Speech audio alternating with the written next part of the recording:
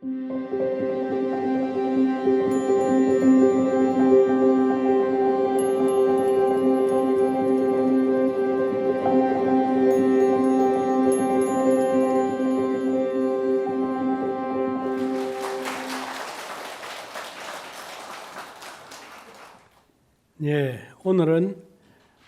명상의 뇌과학을 설명하겠습니다.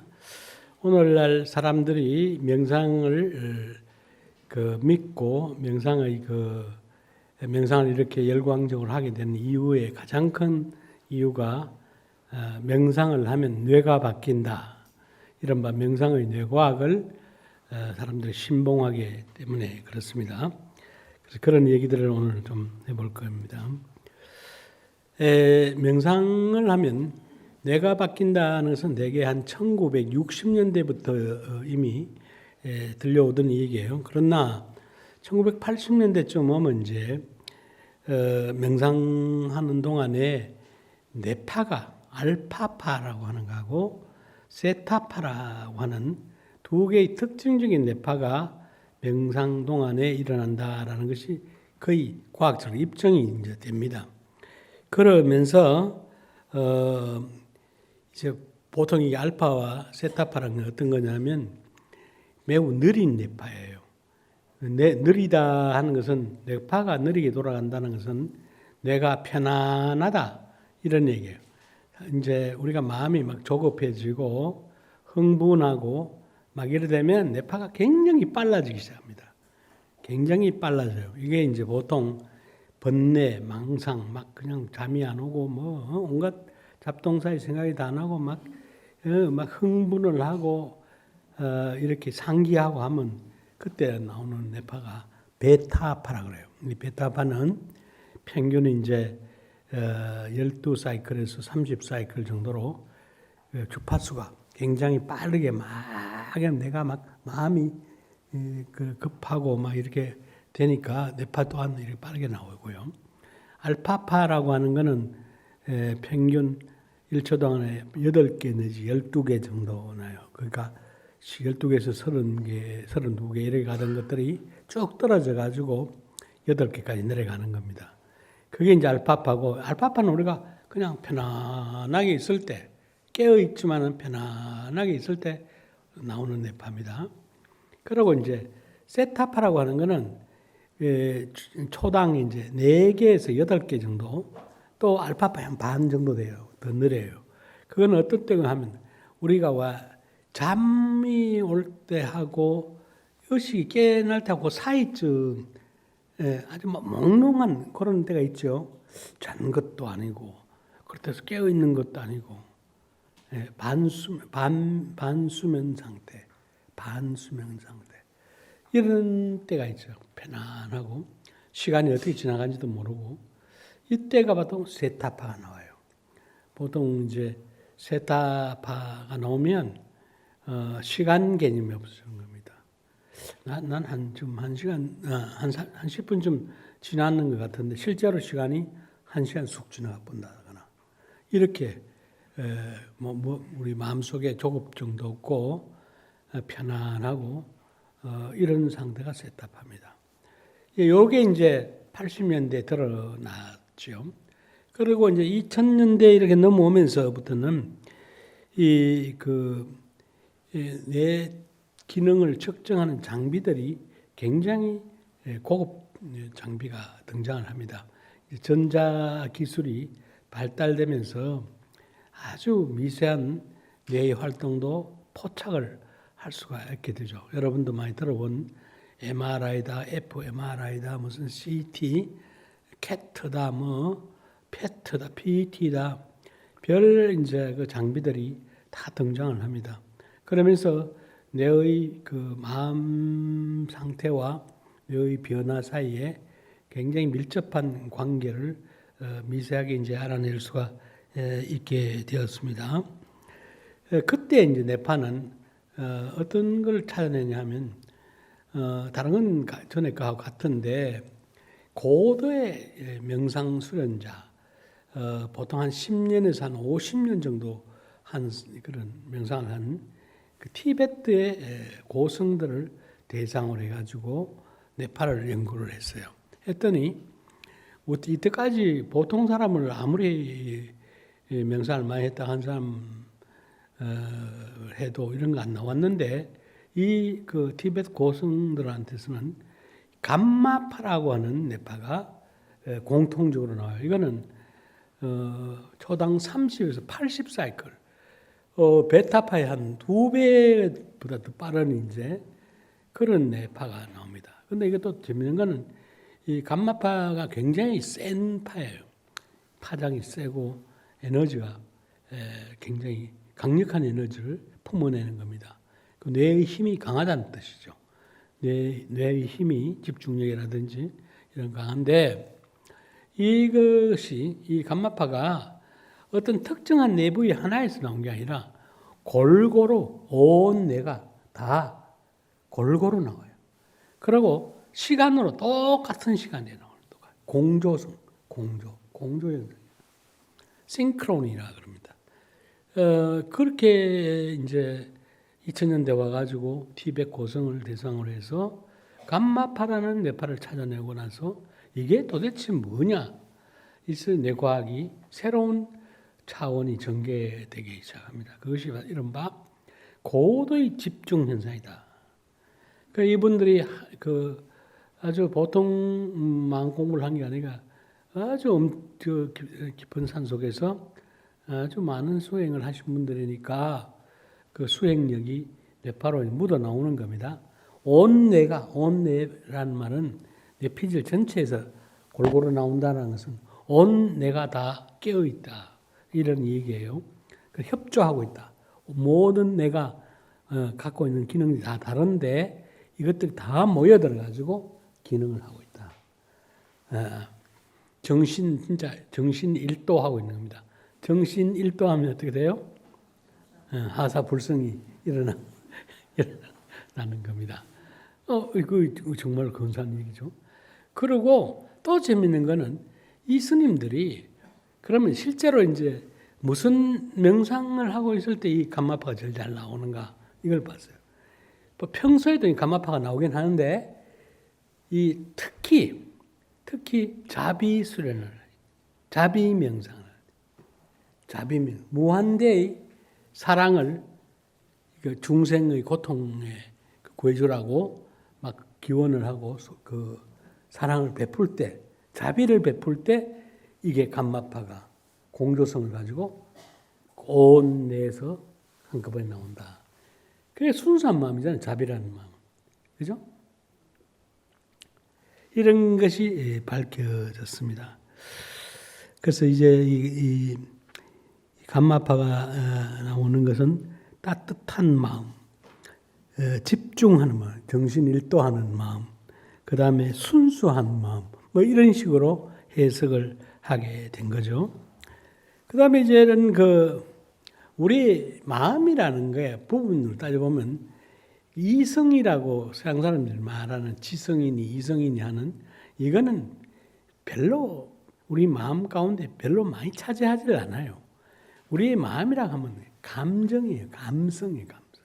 거의 대부분이 우리 마음 공부 그러면 마음 수련한다 그러면 그 이성을 날카롭게 하는 게 마음 공부가 아닙니다. 예? 그게 우리 마음의 덕을 쌓아가는 거예요. 덕, 예? 훈훈한 덕을 쌓아가는 거예요. 관용하고 베풀고 받아들이고 인내하고 예? 남과 더불어 하고 이게 바로 우리 마음이죠. 이 감성이라 그래요. 그래서 이제 감성 기능이 우리의 마음이라 이렇게 말할 수가 있는 겁니다. 그 감성 공부를 많이 해야 돼요. 우리나라 역대 제왕 중에 가장 위대한 제왕이 누굴까? 세종 아니겠어요? 세종. 세종의 인품을 연구해야 된다고 생각해요. 이 세종의 리더십을 정말 인품으로 가지고 세종이 제주로 가지고 한 게 아니라 세종이 마음 공부를 하고 덕을 쌓고 예민하고 하는 그 사상을 깊이 우리 이해를 해야 된다고 봐요. 그게 우리가 가야 할 지표가 되고 우리의 리더가 해야 할 우뚝 서야 할 그래 우리 사회도 그런 제덕 겸비한 인물이 나와서 해 나가야 이제 그 한쪽에 치우치지 아니하고 그래서 이 재성박덕이 되지 않아야 되는데 명상으로 통해서 이것이 가능하다고 하는 생각이 들어요. 왜냐하면 명상을 하면 일반 사람들은 명상하기 전에는 이 오른쪽 여러분이 만져봐요. 오른쪽 이렇게 내가 요 한복판에 딱 두 개가 이렇게 붙어 있어요. 두 개 좌방구, 우방구를 해가지고 여기 또 중간에 다리가 있습니다. 뇌량이라고 하는 다리가 있어요. 뇌의 교량이라는 뜻이죠. 이 다리에 이게 두 개가 붙어 있어요. 이렇게 교량이 연결되어 있어요. 여러분 이쪽 좌측 뇌가 오른손을 지배해요. 오른손, 오른 다리. 예? 여기에 탈이 나면 오른쪽 여기 탈이 나면 이게 왼쪽이 탈 나면 오른손, 오른 다리 마비가 와요. 그런데 좌방은 보통 이제 기능으로는 인지하는 기능, 논리적으로 생각하는 거, 그 다음에 순서를 따지고 하는 순차적인 이런 시퀀셜한 그런 생각이에요. 그러니까 이 차례 이렇게 논리적인 차례 이렇게 하는 기억, 능력 또는 언어 담당하는 수학 담당하는 거 이런 이제 상당히 딱딱 과학적이고 논리적이고 합리적이고 순차적이고 이런 기능을 하는 게 좌방구가 해요. 네? 우리 인식 기능. 우방구는 뭘 하느냐 하면 비논리적인 거. 뭔가 흐릿한 그림, 또렷한 그림이 아니에요. 그냥 좀 막연한 거, 애매모호한 거. 이런 것들을 그 대신 더 빨리 포착을 해요. 팍! 금방 돌아요, 금방. 우방구가. 이 뱀 같은 게 이래서 같은 모양의 나무 토막이 내 앞에 딱 있으면 산기슭 지나가다가 엄마야 그러는 거 있잖아요. 이거 똑똑히 보고 하는 게 아니야. 이게 뱀 비슷하다는 그걸 가지고 뱀으로 착각하게 하는 게 우방구가 하는 겁니다. 그 다음에 이제 이게 또 그 밑에 우방구 피질 밑에 있는 편도체라고 하는 데서 그렇게 해요. 그래, 이거는 우리 생명을 살리는 겁니다. 위기에 갔을 때. 논리적으로 따지고 순차적으로 따지고 뭐 이것저것 따지고는 언제 맞아 죽을지 모르고 잡혀 먹을지 몰라요. 뭐 큰 게 뭐 시커먼 게 나오면 뭐 엄마야 고 도망을 가든지 해야 덤불 속으로 기어 들어가든지 아니면 굴 속으로 들어가든지 예? 몸을 숨겨 사는 거 아닙니까? 생존하게 해주는 뇌란 말이에요 이게. 그래 이게 뭔가 똑똑한 영상을 가지고 오는 게 아니라 그냥 뭐가 좀 위험스럽다. 금방 감지해야 되고 예? 이거 하는 데가 우방구예요. 그래 이 뇌가 수백만 년 동안 이렇게 길들여져 온 뇌예요 이게. 그래서 우리들의 이 뇌가 오른쪽 이 방구는 어떤 기능을 할까 평소에. 이게 온갖 생각이 다 하는 거예요. 우리 남편이 오늘 늦게 들어왔는데 오늘 어디 뭐 교통사고 난 게 아닐까. 여러분 다 해보죠. 온갖 걱정. 예? 예? 그게 바로 망상이란 말이에요. 예? 그렇죠? 누가 좀 집에 식구가 누가 좀 늦게 왔다 하면 온갖 망상을 다 하잖아요. 안절부절하고. 그런데 그게 사실입니까? 아닌 게 거의 99%죠. 이게 생존에 필요할까요? 없을까요? 이게.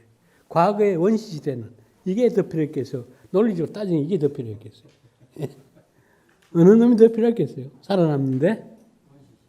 원시시대는 어느 게 더 어느 게 더 이 우방구가 나은 거예요. 그죠? 빨리 캐치해야 된다니까. 그런데 지금은 그런 시대가 아니잖아요. 에? 어리한 거 가도 됩니까? 이렇게 하는 뇌가 우방구가 하는 거예요. 그러니까 우방구는 부정적인 생각, 또 불안한 생각, 또 우울한 생각, 불쾌한 생각, 이게 어리한 생각 다 하는 거예요. 거기에 비해서 좌방구는 긍정적인 생각, 낙천적인 생각, 희망적인 생각, 예? 밝은 생각, 명료한 생각 이런 걸 한단 말이에요. 자, 그래서 이때는 좀 오늘날의 시대는 우방구가 지배하는 시대가 되어버리면 그냥 망상만 하는 그런 뇌가 되어버리는 겁니다. 걱정만 하는 뇌가 되어버려요. 그래서 우리가 지금 진학을 해서 이제는 이 선명한 시대, 디지털의 시대예요. 논리의 시대예요. 합리의 시대예요. 객관의 시대예요. 사실의 시대예요. 확인돼야 돼요. 그런 시대에 지금 이 추론만 하고 어릿하게 추론만 하고 명료한 게 아닌 그런 정보를 가지고는 살 수가 없죠. 괴로운 거죠. 그러니까 이제 공부를 안 하는 사람일수록 명상을 안 하는 사람일수록 우방구가 발달될 수밖에 없겠죠. 예? 예? 그래 자꾸 망상을 하니까 그걸로 발전하는 거죠. 그리고 이제 아주 알아차림을 명확하게 하고 알아차림은 정확하게 안다 이 말입니다. 예? 내가 내 정보를 안다 이 말이에요. 내 몸에서 나온 정보, 내 마음에서 나온 정보, 외계에서 들려오는 정보 모두가 확인된 정보. 알아차림, awareness. 자각한, 스스로 알아차림한 정보는 좌방구에서 쳐요. 예. 그죠? 그러니까 이렇게 알아차림한 정보는 명쾌한 정보예요. 그러니까 이거는 긍정적이고 낙천적이고 희망을 담고 있는 정보들이란 말이에요. 그럼 명상을 하면 내 훈련이 좌방구가 훈련되는 거예요. 그래서 우방구를 잠재우고 좌방구 기능을 자꾸 우세하게 만들어가는 이게 명상의 뇌과학이 된 것입니다. 이거를 찾아낸 거예요. 그래서 보십시오. 좌측 전전두엽이 우세하면 낙천성이 되고 긍정성이 되고 행복감이 올라가죠. 반대로 우측 전전두가 우세하게 되면 우울증이 생기고 염세성이 생기고 괴로움을 반복하게 된다. 이 감성의 뇌과학이 여기서 이제 증명이 된 겁니다. 이것이 이제 그 수많은 시간 동안 명상을 한 티베트의僧侣 175명을 대상으로 연구를 해봤더니 한 사람의 예외도 없이 모두 다 좌방구가 우세하더라. 이게 2003년, 2005년 이 사이에 연구가 된 겁니다. 이게 어디서 연구됐냐면 미국 위스콘신 대학의 리차 데이비슨이라고 하는 심리학자가 달라일라마 스님의 도움을 받아서 이 연구를 완성하게 돼요. 세계에서 깜짝 이제 놀라게 된 것이죠. 그래서 이 명상이 하면 뇌가 달라진다. 이제 뇌 기능이 낙천적이고 그 다음에 희망적이고 이런 뇌로 바꿀 수가 있다. 이게 이제 정신을 치료할 수가 있다. 명상이 뇌 기능을 바꿔줌으로써 번뇌의 뇌에서 희망과 낙천의 뇌로 바꿔줄 수가 있다. 이런 이제 논리가 정립이 되는 거거든요. 그래서 서양 사람들이 명상과 뇌과학에 관한 이 증거를 가지고 명상을 신뢰하게 되었다. 이런 얘기입니다. 여기 보면 명상이 어두운 마음을 밝은 마음으로 즉 행복감으로 바꾼다는 증거가 나왔는데 이것이 바로 심리 치료의 효과. 명상이 바로 심리 치료다. 심리치료. 명상만한 심리 치료가 없다. 이래 된 거예요. 그래 이제 명상이 바로 치료의 시대로 진입시키는 바로 장벽을 허무른 겁니다. 바로 명상이 곧 심리 치료야. 아까 우리 심리신경 면역학 이런 데서는 그게 마음의 치료가 아니라 그건 몸의 치료를 다리를 놔줬고 이번에는 명상이 마음, 바로 우울한 마음, 불안한 마음을 긍정적이고 낙천적이고 행복한 마음으로 바꾸어준다. 이거는 심리치료죠. 심신치료 다 된 거죠. 그죠? 정말 위대하잖아요. 위대한. 이러니까 과학을 신봉하는 서양 사람들이 믿겠습니까? 안 믿겠습니까? 이거. 예. 이보다 더 좋은 심리치료가 없거든요. 이보다 더 좋은 심리치료가 어디 있습니까? 돈이 듭니까? 중독에 걸립니까? 예? 사람들은 다 찌들어져가지고 몸에 병 생기고 마음에 병 생기고 만날 괴로움을 반추하고 예? 이 중생이 고를 못 떠나고 하는데 명상이 이런 길을 열어줬다는 것은 위대한 길이죠. 이게 이제 우리가 이 명상을 과학자들도 명상에 기대하는 점이 참 많은 겁니다.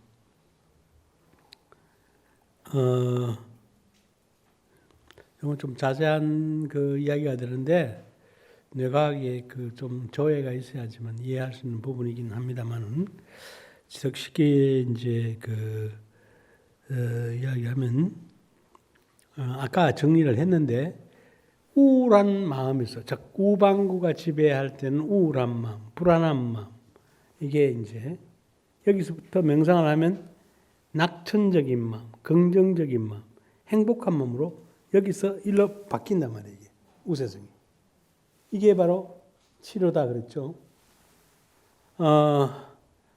이게 그 후에 이제 실험을 막 해봐요.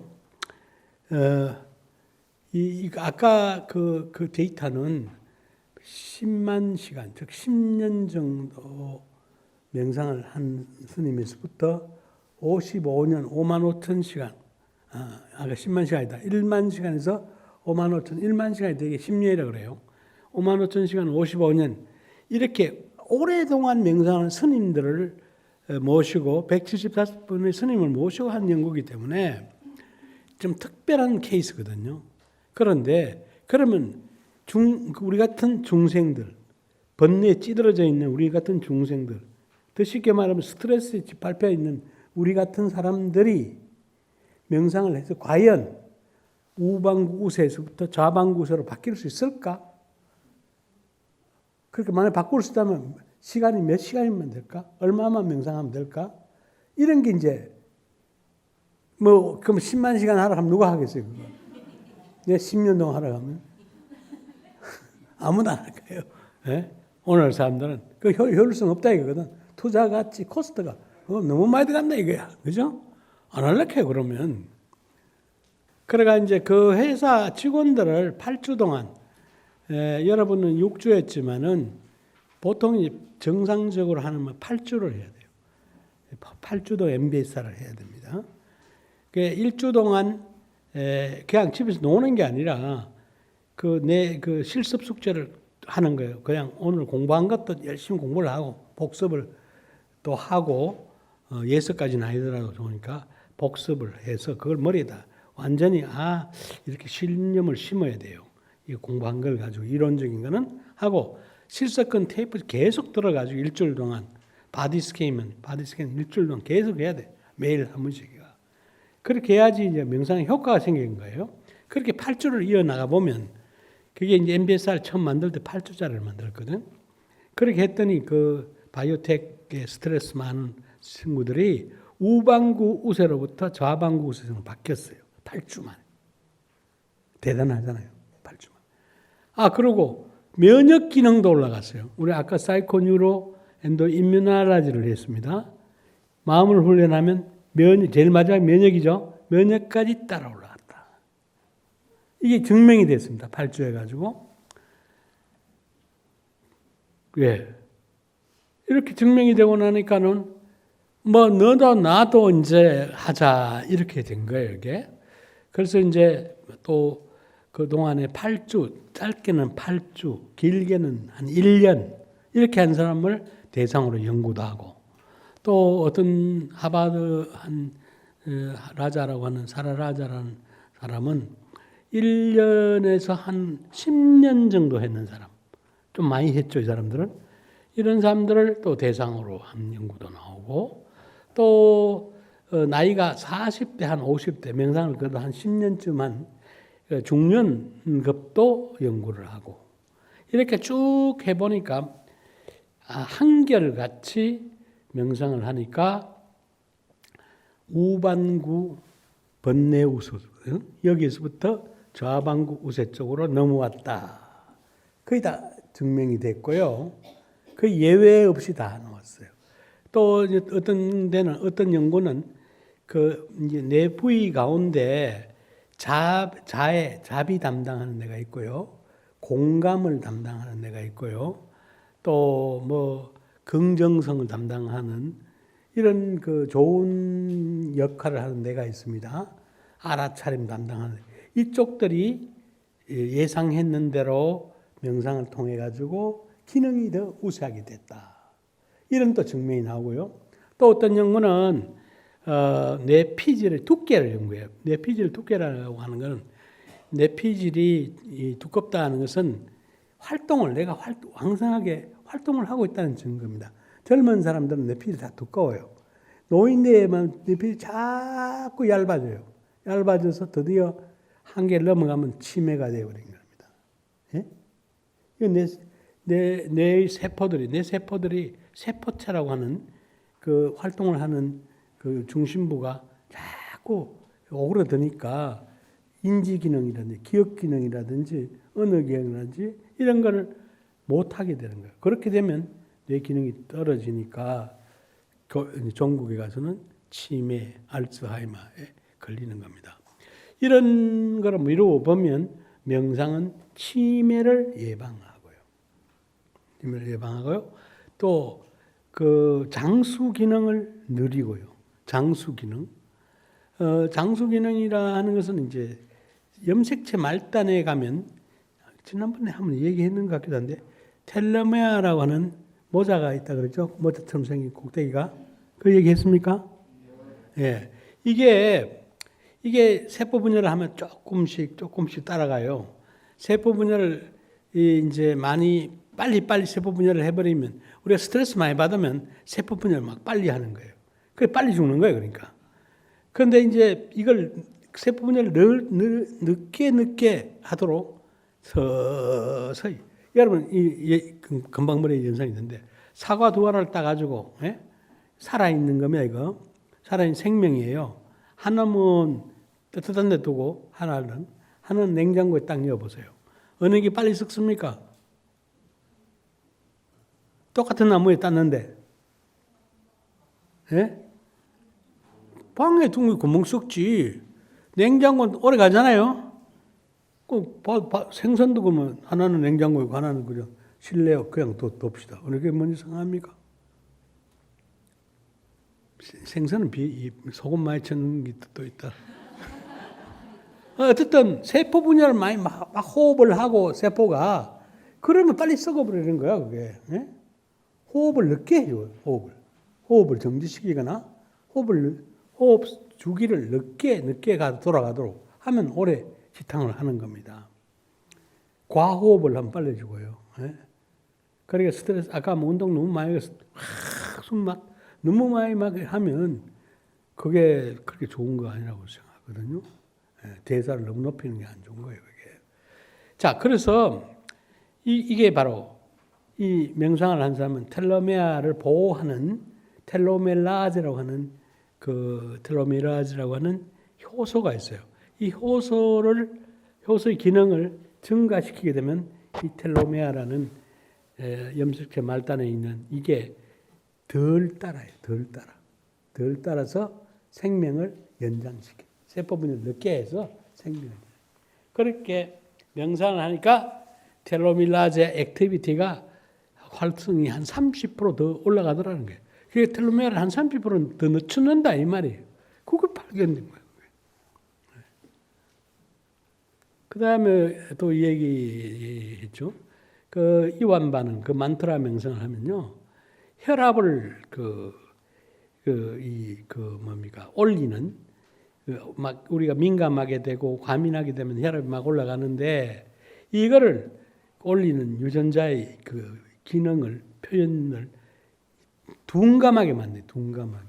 그렇게 되니까 아까 어떤 분이 묻기도 하셨는데 고혈압에 좋은 게 뭡니까? 이렇게 했는데 꼭 증명이 된 겁니다. 그게 그 이완 반응 명상, 만트라 명상하니까 유전자 표현을 혈압 올리는 유전자 표현을 낮게 해가 둔감하게 만들어서 혈압을 떨어뜨리더라.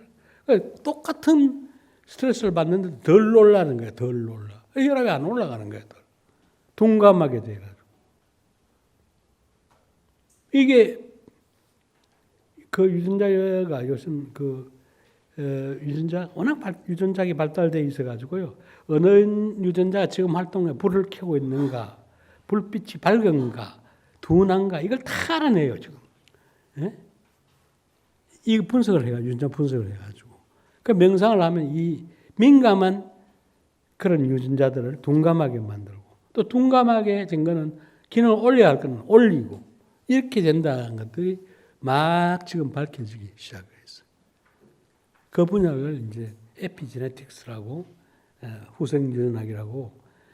우리는 옛날에는 얼마나 이러면 유전자는 뭐 바꿀 수 없는 거다 뒤에 운명적인 거다.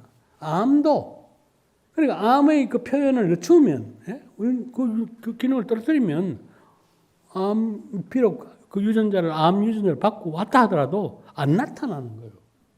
그게 장대야. 당뇨 유전자를 갖고 있는데 당뇨 유전자의 기능을 늦추면 되는 거예요. 예? 표현을 높이 주지 않으면 되는 거예요. 이 명상이 그렇게 한다는 거예요. 그 다음에 아까 이거 생명 연장, 텔로메아를 보호한다는 거. 그 다음에 더 중요한 거니 바로 이제 이거란 말이에요. 지금 명상을 하면 뇌의 기능을 바꾼다. 뇌의 그 세포체 두께를 더 두껍게 만든다. 뭐 이런 거. 그 다음 회로를 바꾼다. 그 이제 뇌에서 알아차림하는 그 전두엽에서 바로 막 놀래가지고 막 그냥 불안 공포를 만들어내는 뇌 부위가 편도체라는 뇌, 편도체. 이놈을 뇌 위에 상위에 있는 이 전전두엽이라는 게 딱 그냥 그 간섭을 하는 거예요. 못하게.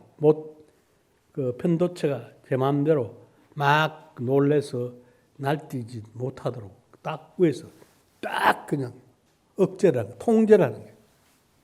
이게 밝혀진 거예요, 이게. 그래, 이게 신경가소성이라고, 이거를. 그래, 제가 세 가지 얘기했어요. 명상을 하면 좋아진다는 게. 첫째, 뇌를 바꾼다. 이게 신경가소성. 지금 얘기한 거. 또 하나, 아까 생명을 길게 한다. 생명. 텔로메아를 이렇게 생명을 보호한다는 거. 그 다음에 유전자 기능을 바꾼다는 거. 이 3대 기능. 이게 생명과학에서 가장 절실하게 그 밝혀야 할 신비의 열쇠를 이제 그 명상을 통해 가지고 이 길을 찾는 하나의 그 지렛대를 우리가 찾아냈다는 거예요. 이제 고속도로 입구에 들어갔다는 겁니다. 이제 연구가. 이게 놀랄 만한 거 아닙니까? 불과 10년 사이, 10년 사이. 그래서 더욱 확신을, 이 과학적 정보를 접하고 보면, 아, 그렇구나, 이제. 왜 이렇게 몇천 년 동안 이 명상이라는 거에 대해서 과학의 시대나 비과학의 시대나 종교의 시대나 가리지 아니하고 이건 진리이기 때문에 우리가 믿어왔고 수행해왔고 이익을 보아왔고 앞으로도 이익을 볼 것이라는 생각을 하게 되는 겁니다. 감사합니다. 예, 오늘은 정말 뜻있는 그 시간이 될 것 같습니다. 오늘 오기 전에 여러분도 이용하실 수가 있어요. 구글에 Mindfulness and Brain 이렇게 한번 쳐보세요.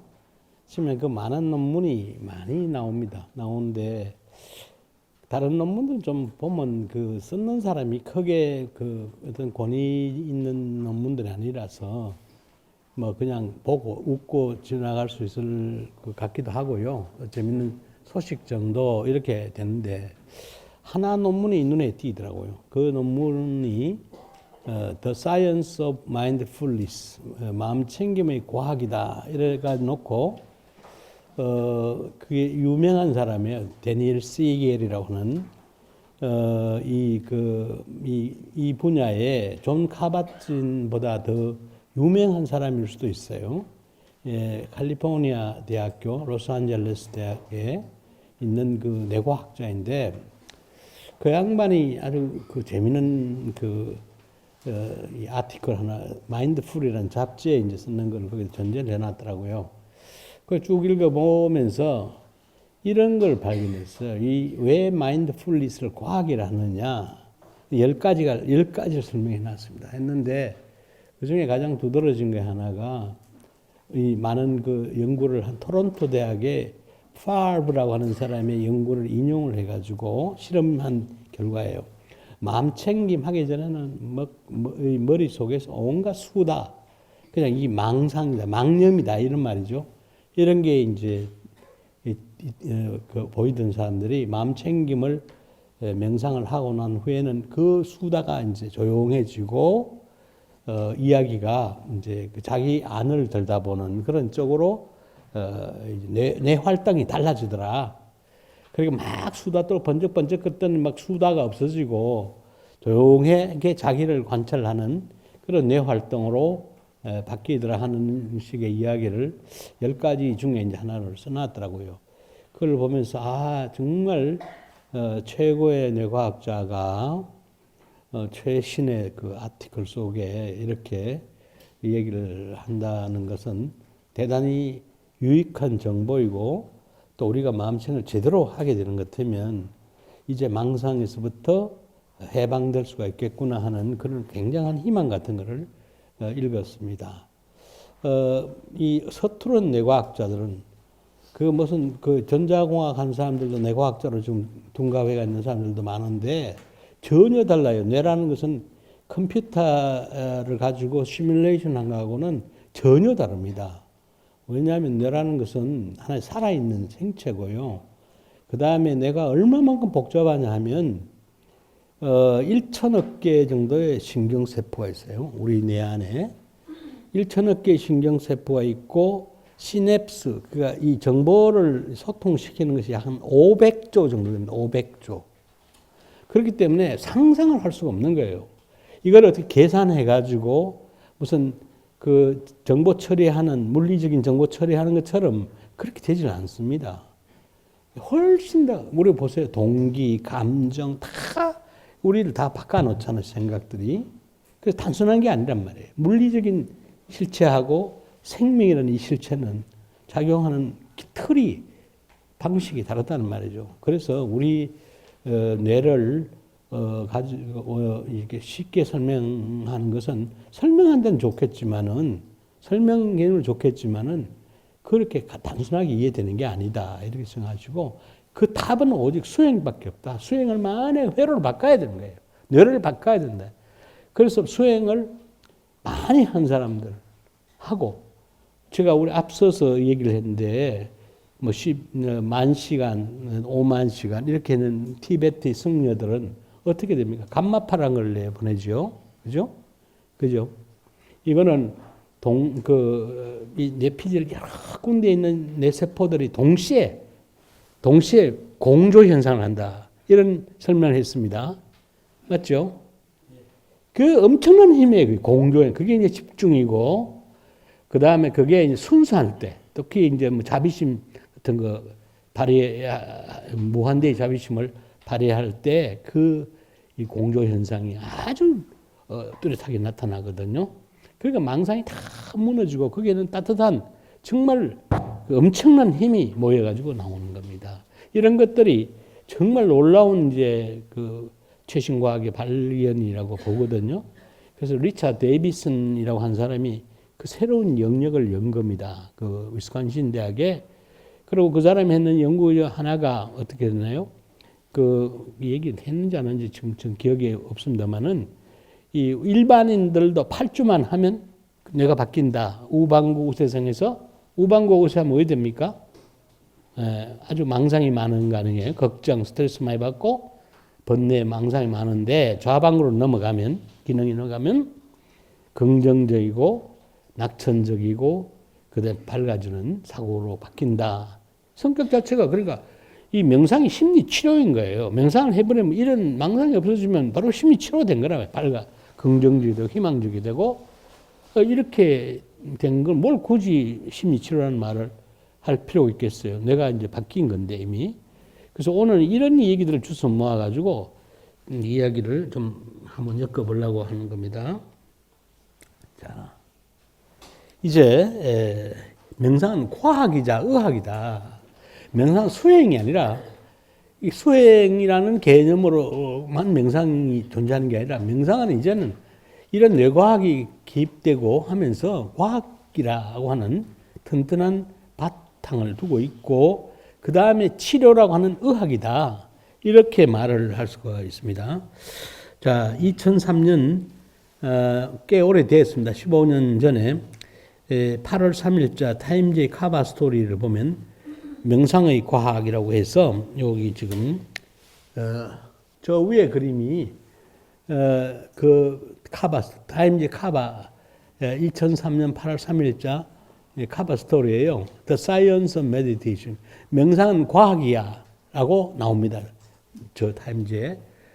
그런데 그 밑에 있는 그림은 2014년 11년 후에 2월 3일자 타임즈 카바 스토리예요. 11년이 지난 후에는 뭐라고 말하느냐 하면 명상의 마음 챙김 명상 혁명이라고 돼 있어요. 마인드풀 리볼루션이라고 돼 있어요. 이 마음 챙김 세상을 바꿔놓는다. 세상을 바꿔놓는다. 치료라는 건 보통 우리가 한 개인의 아픈 거를 마음을 치료해준다. 이게 치료의 개념이에요. 좋은 세상을 바꾸는다 하면 이거는 혁명이라고 그러죠. 혁명. 예? 우리 군사혁명 하면 원래 한번 만나봤죠. 세상만 뒤집어졌잖아요. 모든 기존 가치라든지 질서라든지 전통이 다 순식간에 그냥 뒤집어지고 그게 리볼루션이잖아요. 그죠?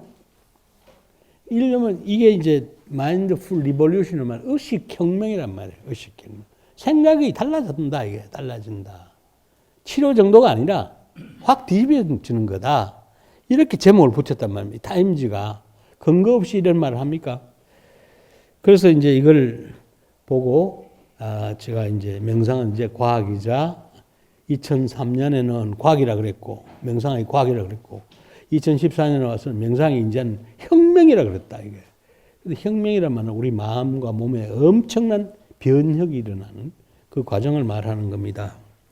그리고 2015년 10월자에 미국 심리학회지 하나인 아메리칸 사이콜로지스트에서는 이제 when mindfulness is therapy 마음 챙김이 치료가 된 시대 이제는 수행의 시대가 아니라 치료의 시대로 이 마음 챙김을 하면 여러분이 몇 달 동안 마음 챙김을 공부하고 또 실습을 했고 이거는 바로 여러분이 의식에 큰 변화가 일어나지 않으면 여러분 옳게 안 한 거예요. 강의를 옳게 안 들었거나 집에 가서 이 실습을 안 했거나 아주 회로가 옛날에 머물고 있으면 이건 혁명도 아니고 치료도 아니고 돌아옴이 타버리라. 또 옛날 그대로 돌아 관습적인 오토 파일로틱한 그렇게 돌아가 버리면 아무 효과가 없는 거예요, 이게. 그러니까 우리 명상이라는 게 꾸준히 안 하면 아무 효과가 없는 겁니다. 왜 옛날로 자꾸 돌아가려는 게 우리의 습성이에요. 관성의 법칙이에요, 그게. 옛날 자꾸 돌아가려고. 그럼 진보가 없죠, 진보가. 그래서 여러분, 이 2달 동안에, 여러분에게 엄청난 변화가 일어나서 혁명이 되어야지만 여러분이 살아가는 사고의 방식, 생각하는 방식, 감정을 처리하는 방식, 행동하는 방식, 또 뭐 사물을 대응하는 방식, 모두가 다 달라진단 말이에요. 그래서 굉장히 중요한 시점에 지금 서 있다 이겁니다. 이 병원을 찾는 환자의 몇십 %가 80 내지 90%가 어떤 환자라고 그랬어요? 네? 이 환자들은 병원에 가서 아무리 검사를 해봐도 생물학적으로 병이 안 나타나. 병이 없어요. 그러면 생물학적으로 병이 없으면 보통 의학에서는 병이 없다 그래요. 건강하다 이거야. 그런데 왜 아파? 왜 아파요? 이거는 마음이 아파서 그런 거 아니에요? 그죠? 그러니까 이런 사람들은 그 스트레스 관련 환자라 그러기도 하고 또는 이걸 만성병 환자라고도 말하고요. 또 뭐 현대에 많이 생겼다 해가지고 현대병이라 그러기도 하고요. 문화병이라 그러기도 하고 그냥 개념이 아주 막연한 그런 거예요. 그런데 오늘날은 이제 과학에서는 이런 사람들을 스트레스 릴레이티드 디스오더, 스트레스 관련 환자다 이렇게 불러요. 예? 스트레스 때문에 온 병이다. 스트레스 릴레이티드 일레스 또는 스트레스 릴레이티드 디스오더 이렇게 학명으로 붙습니다. 그런 환자가 대부분인데 이게 이제 만성병 환자이고요. 천천히 스트레스를 천천히 쌓여가지고 오랫동안 스트레스를 관리를 못하고 처리를 못하고 놨더니 마음에서부터 스트레스 받은 게 몸으로 퍼져가지고 우리 그 과정을 다 공부했잖아요. 예. 이 병이 됐다. 이런 환자들이 병원을 찾아간단 말이에요. 그리고 이런 사람들을 의료 장면에 이제 이런 사람들을 치료하기 위해서 이 의료 장면에다 활용한 명상의 프로그램이 두 가지예요. 이미 설명을 했을 것 같습니다. 실습도 해봤고요. 여러분 만트라 명상 해봤죠? 그 누가 했다 했습니까? 누가 그걸 만트라 명상은 초월 명상에서 시작된 거를 하버드 대학의 허버트 벤슨이라는 사람이 심장내과 의사가 현대식으로 이완 반응이라는 이름으로 명상으로 만들었다. 그렇죠? 그래서 뭐 자기가 믿는 어떤 그 신앙의 그 주체에다가 만트라를 대상으로 삼고 그거를 호흡할 때, 토할 때 마음속에 자기가 그 만트라를 읊조려라. 그죠? 제일 효과를 많이 봤다고 할 겁니다. 아마 그게. 그런데 이걸 두고 또 이게 마음 챙김이냐 아니냐 또 이렇게 시비 거는 사람이 있습니다. 예. 마음속에 챙겨가지고 좋아하시는 어떤 뭐 예를 들면 기독교 믿는 분들 명상 이런 데 대해서 별로 전통적으로 크게 없기 때문에 근데 그 허버트 벤슨이라는 사람은 유태인 같아요. 제가 확실히는 모르겠는데 보기에. 근데 이 만트라를 기독교 만트라, 유태교 만트라, 또 아랍 만트라, 그다음에 뭐 불교 만트라는 없더라고요. 그게 없는데 불교 만트라는 내가 만들었고 그렇게 해가지고 이제 해보니까 하버드 병원에서 그게 굉장한 효과가 있는 거예요. 그게. 그래서 지난 25년 동안 1975년부터 2000년까지 거의 온통 이게 미국의 의료에 혁명을 일으켜. 그 책이 몇 권 팔렸다고요? 25년에? 이완 반응이라는 책이 400만 권이 팔려요. 400만 권. 그만큼 이 서양 의학에 명상이 도입돼 가지고 의료화돼 가지고 혁명을 일으켰다. 그래서 그 양반은 뭐라고 부르냐면 세인트 소울지어, 성웅이라고, 현대 의학의 성웅이라고 이렇게 불러준다. 이런 그것이 기독교 국가이고 과학의 국가인 합리주의 국가인 미국에서 이런 명상을 의료에 쓰고 있다.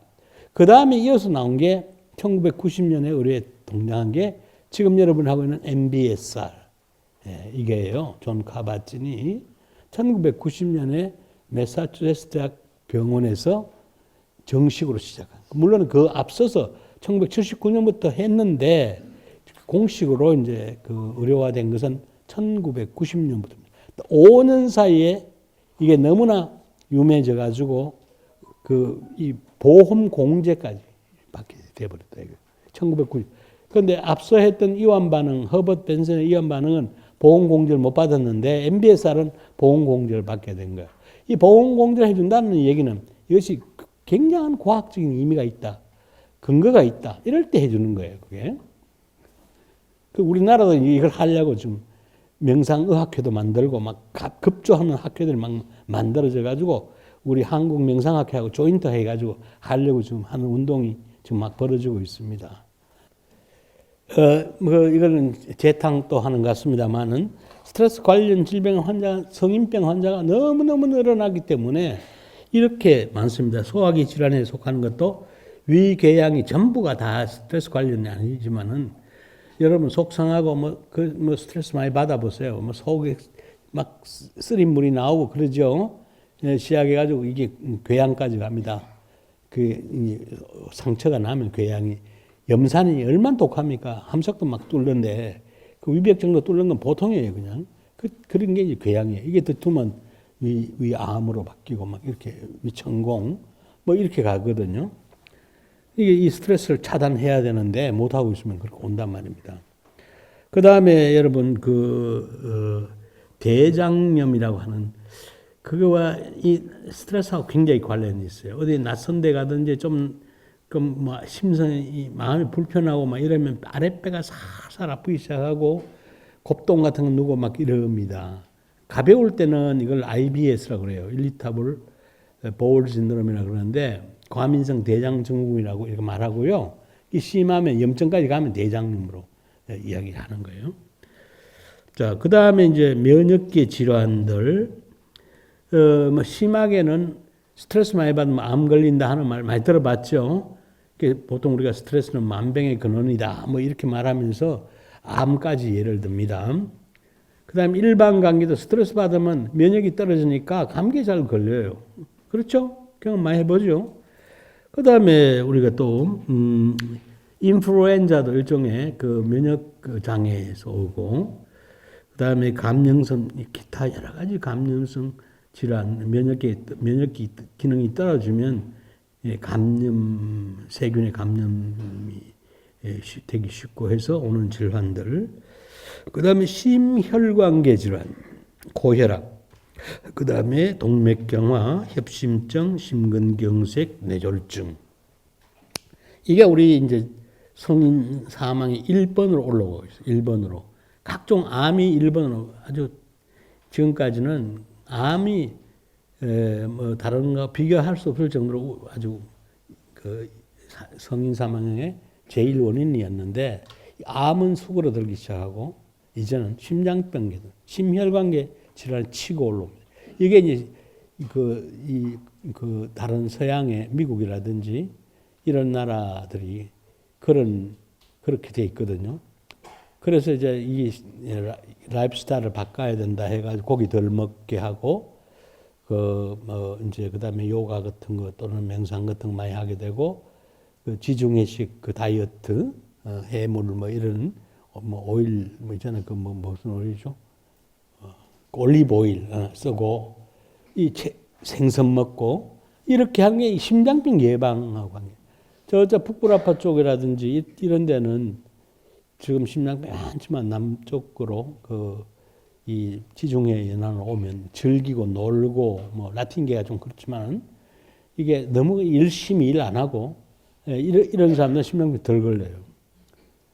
그래서 이제 이게 라이프스타일 메디슨, 라이프스타일 질병이라 그래요. 라이프스타일을.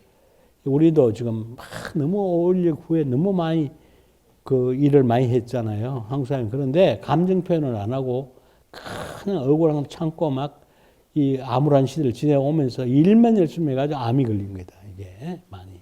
그런데 이제 표현의 시대가 오니까 막 공격성, 어그레시브, 적개심 막 나와서 심장을 터주는 거예요. 지금. 그렇게 해서 심장병형으로 바뀌어가고 있는 겁니다. 지금 타입 A라고 하는, 오늘 우리가 성격이 타입 A가 공격적이고 경쟁적이고 오늘 우리 사회가 그렇게 패턴이 바뀌면서 심장병이 많이 걸려 죽는다 하는 그 관계를 좀 자세히 좀 설명해 보려 합니다.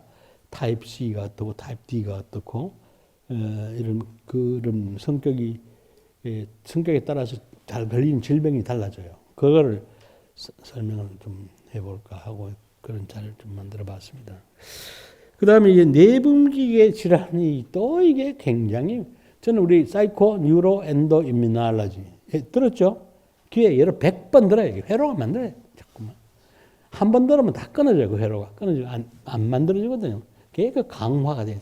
돌아가고. 사이코 뉴로 엔도 임뮤놀로지. 자, 뭡니까? 사이코, 심리, 그 다음 뉴로, 신경, 엔도가 뭐예요? 내분비. 그 다음에 임뮤놀로지. 면역학. 그러니까 이제 마음에서부터 이 신경의 그 뇌나 이런데 신경계 병, 그 다음에 엔도, 내분비의 병, 그 다음에 면역계 병, 이렇게 쭉 연결되어 온다 이 말이에요. 심신일여라는 거를 이렇게 설명해 쪼개가지고, 그렇죠? 옛날은 그냥 과학이 없을 때는 심신일여야 그러면 그런가 보다 이런데, 마음 하나 관리 잘못하면 저기 무슨 신경계, 내분비계, 면역계 이렇게 병이 생긴다. 그래서 스트레스라는 건 마음 관리 잘 못해가지고 고통이 온 거 아닙니까? 이거를 방치해버리면 온갖 종류의 질병이 즉 걸릴 수밖에 없겠잖아요. 그러니 이제 내분계 질환에서 뭐 제2형 당뇨병, 류마티스성 관절염, 또 월경 전 정후군이라고 해서 막 아픈 거죠. 배가 아프고 하는 거. 그다음에 성욕 감퇴 등등 뭐 굉장히 많습니다.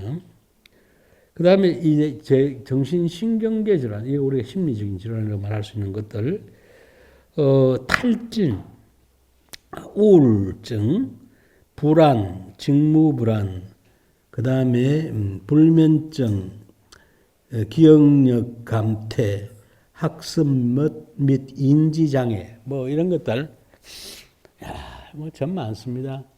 제가 한번 얘기했죠. 이 다음 얘기로 이어갑시다만.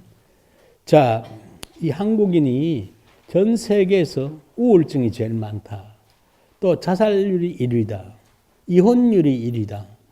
이제 또 불행지표 한번 들어봅시다. 이제 또 뭐 있어요?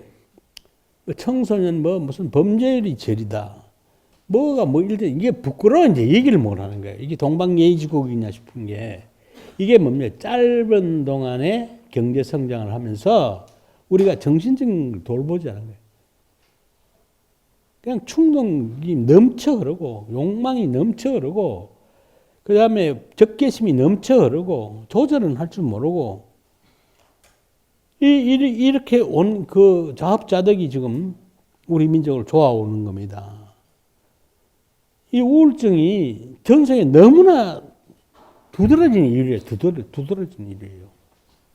이 그림표를 보시면 저기 오른쪽에 꼭 솟아있는 게 있죠. 저게 우리나라예요. 우리나라. 자살률.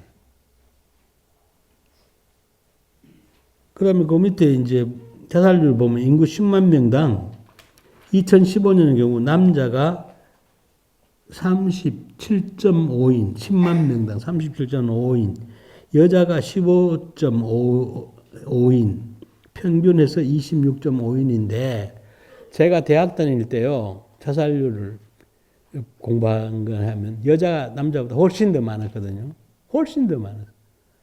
근데 그렇게 훨씬 더 많다. 10만 명 4인 정도, 4인 정도.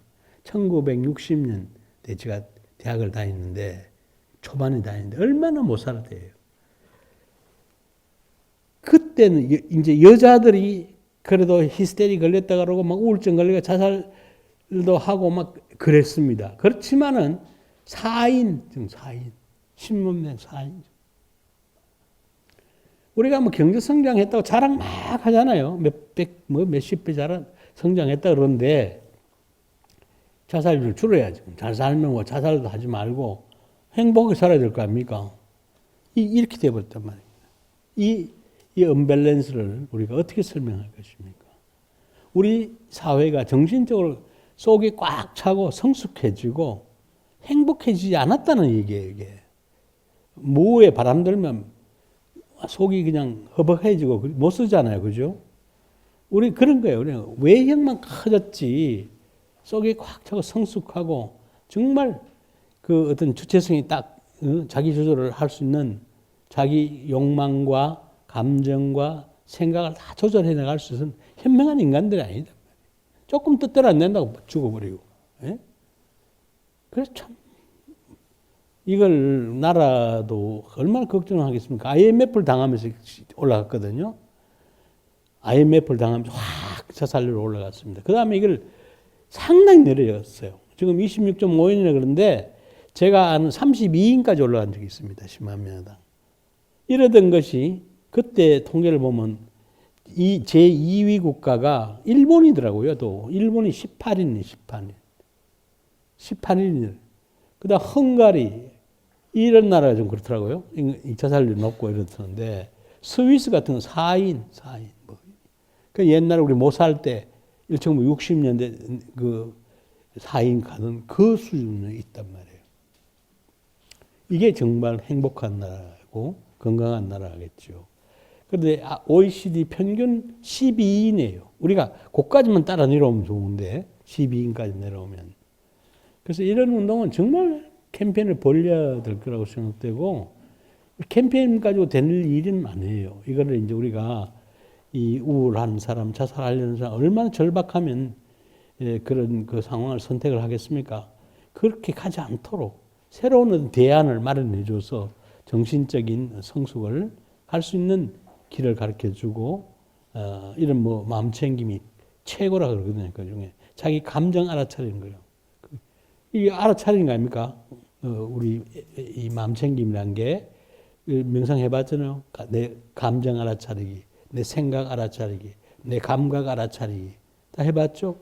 알아차리고 보면 모든 것들은 감정도 그렇고 생각도 그렇고 감각도 그렇고 마치 저기 무슨 하늘에 갑자기 한 구름이 나타났다가 갑자기 없어져 버렸다가 다시 또 나타났다가 없어졌다 하는 그 무상의 그 원리. 그러니까 이게 꼭 죽을 것 같은 상황도 조금만 지나면 사라지고 없어요. 그걸 못 참고 못 기다리고 그냥 돌진해 버린단 말이에요. 그 생명은 다시 돌아올 수 없는 일인데 조금 참고 기다리면 다 물러갑니다. 그게 모든 게 그렇게 존재하는 모든 세상에 존재하는 모든 것들은 다 흥망성쇠가 있게 마련인 거예요. 그 무상한 거죠. 덧없는 거예요. 그 덧없는다고 따라가 죽습니까? 영원하지도 않는 거. 그렇죠? 사랑도 안 그래요. 사랑에 빠져가 있으면 막 전부인 줄 알죠. 그러나 그거 보세요. 그 몇 년 갑니까? 그 좋은 사랑도. 예? 그 우리가 좋아해서 막 선택했던 그것들이 과연 10년, 20년, 100년 갑니까? 아닙니다. 그래, 너무나 그런데 대상에 매달리고 집착을 하지 말아, 이 말이죠. 예. 그렇게 해서 이제 우리가 좀 이런 데서 좀 그 캄캄한 굴 속에서 좀 나와서 좀 밝은 세상으로 오도록 했으면 좋겠다 하는 생각이 들어서 안타까워 이 강의할 때마다 우리 민족이 이렇게 참 어려운 시기도 6.25 전쟁 때 우울증에 걸리지 않고 그 사람 미국 사람들이 제가 그 양리학 교과서 그래서 그걸 받은 적이 있어요. 한국 사람이 저렇게 많이 죽고 그 6.25 전쟁에 미군들이 그 와보고 이상한 민족이라고 생각해요. 그 웃음을 잃지 않고 살아간단 말이에요. 그래서 그 이게 어떤 미군이 지나가다가 담벼락에 걸려 있는 쓰레기 강 있잖아요. 쓰레기 그 국거리 먹는 쓰레기가 이렇게 이제 걸려 있는데 온통 먼지 투성이야 그게 먼지 투성. 그래 저거 뭐 하는 거냐 물으니까 저거 국을 끓여 먹는다. 그렇게 설명되고 죽에 어떤 먼지 이게 이제 나중에 연구를 해보니까 이 쓰레기에 우울증을 방지하는 물질이 들어있다는 거예요. 그 어려운 상황에서 우리가 쓰레기 가지고 밥도 해 먹고 쓰레기 국도 끓여 먹고 된장에도 넣어 먹고 온 짓을 다 했잖아요. 그게 그런 좋은 물질이 들어있을 줄 우린 몰랐잖아요. 지금은 안 먹죠. 이러고.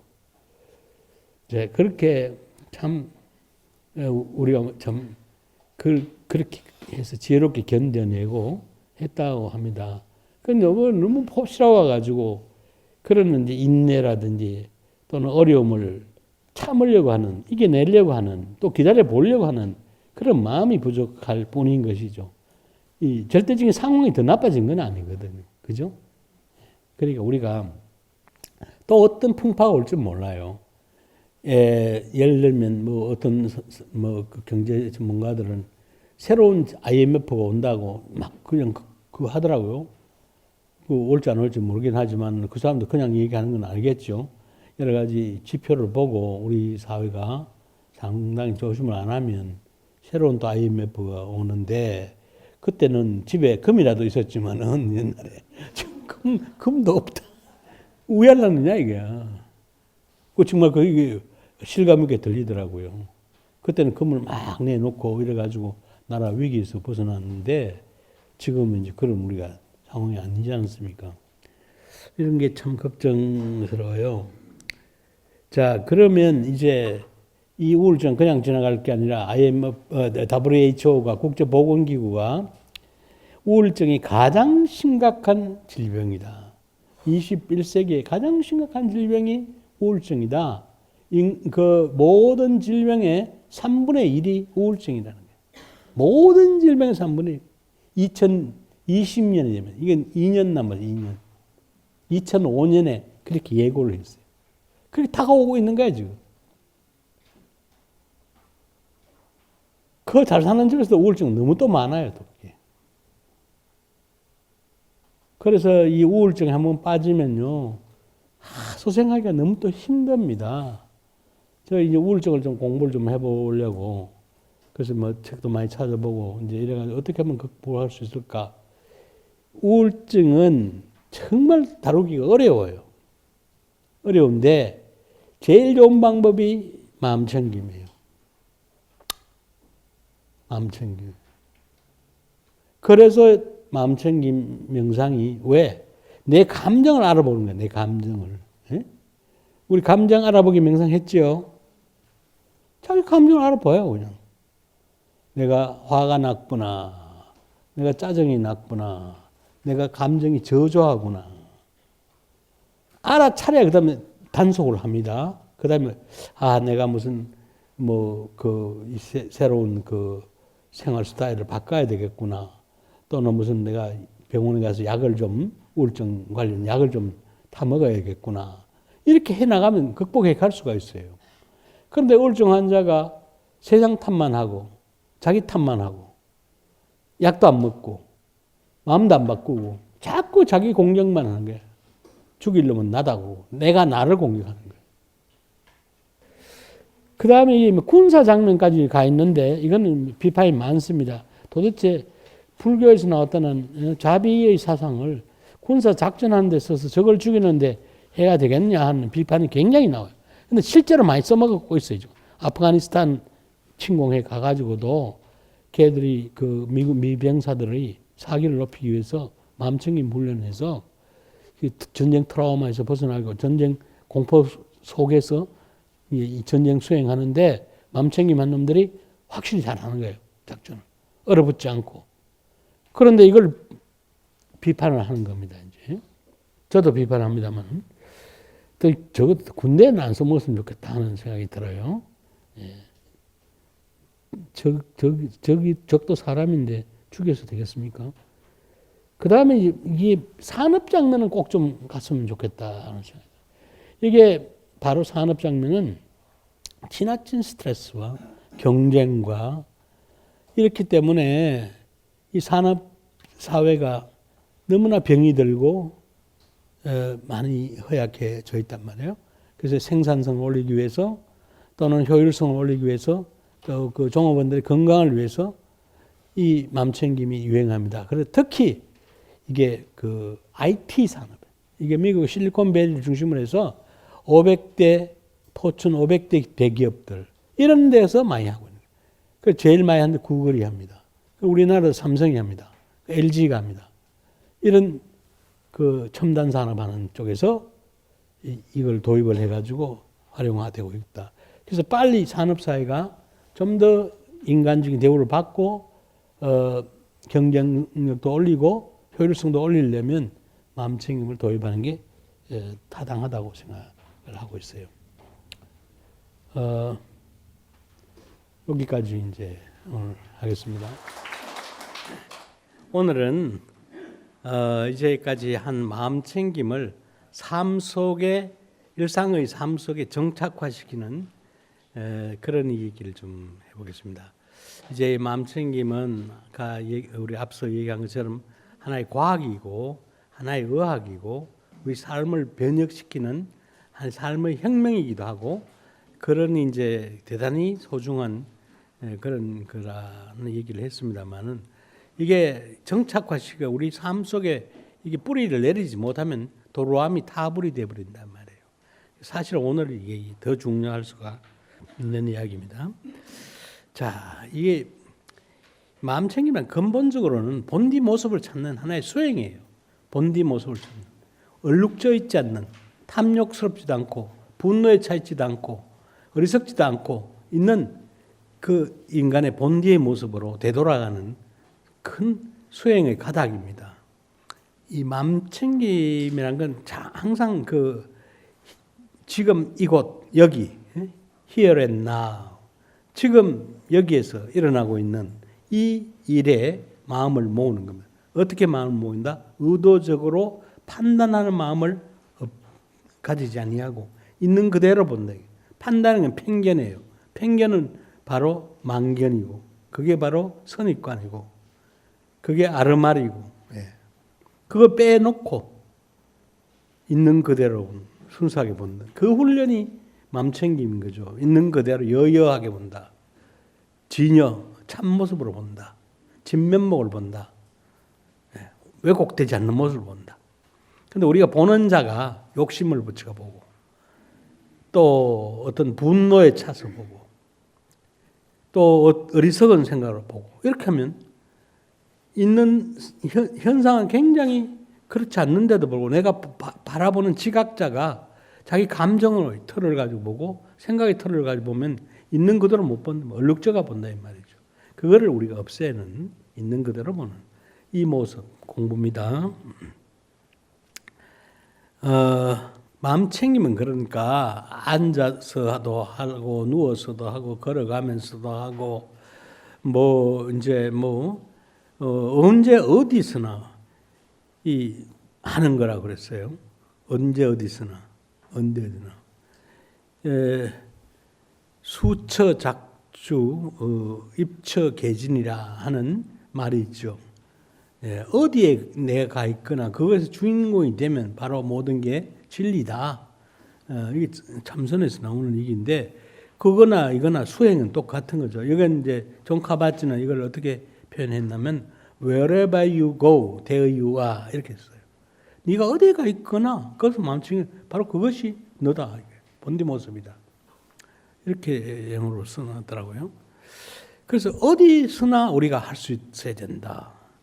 수행 시간에만 있어도 되는 게 아니라 어디에 가 있든 밥을 먹을 때, 또 이를테면 청소할 때, 또는 설거지할 때, 대소변 넣을 때까지.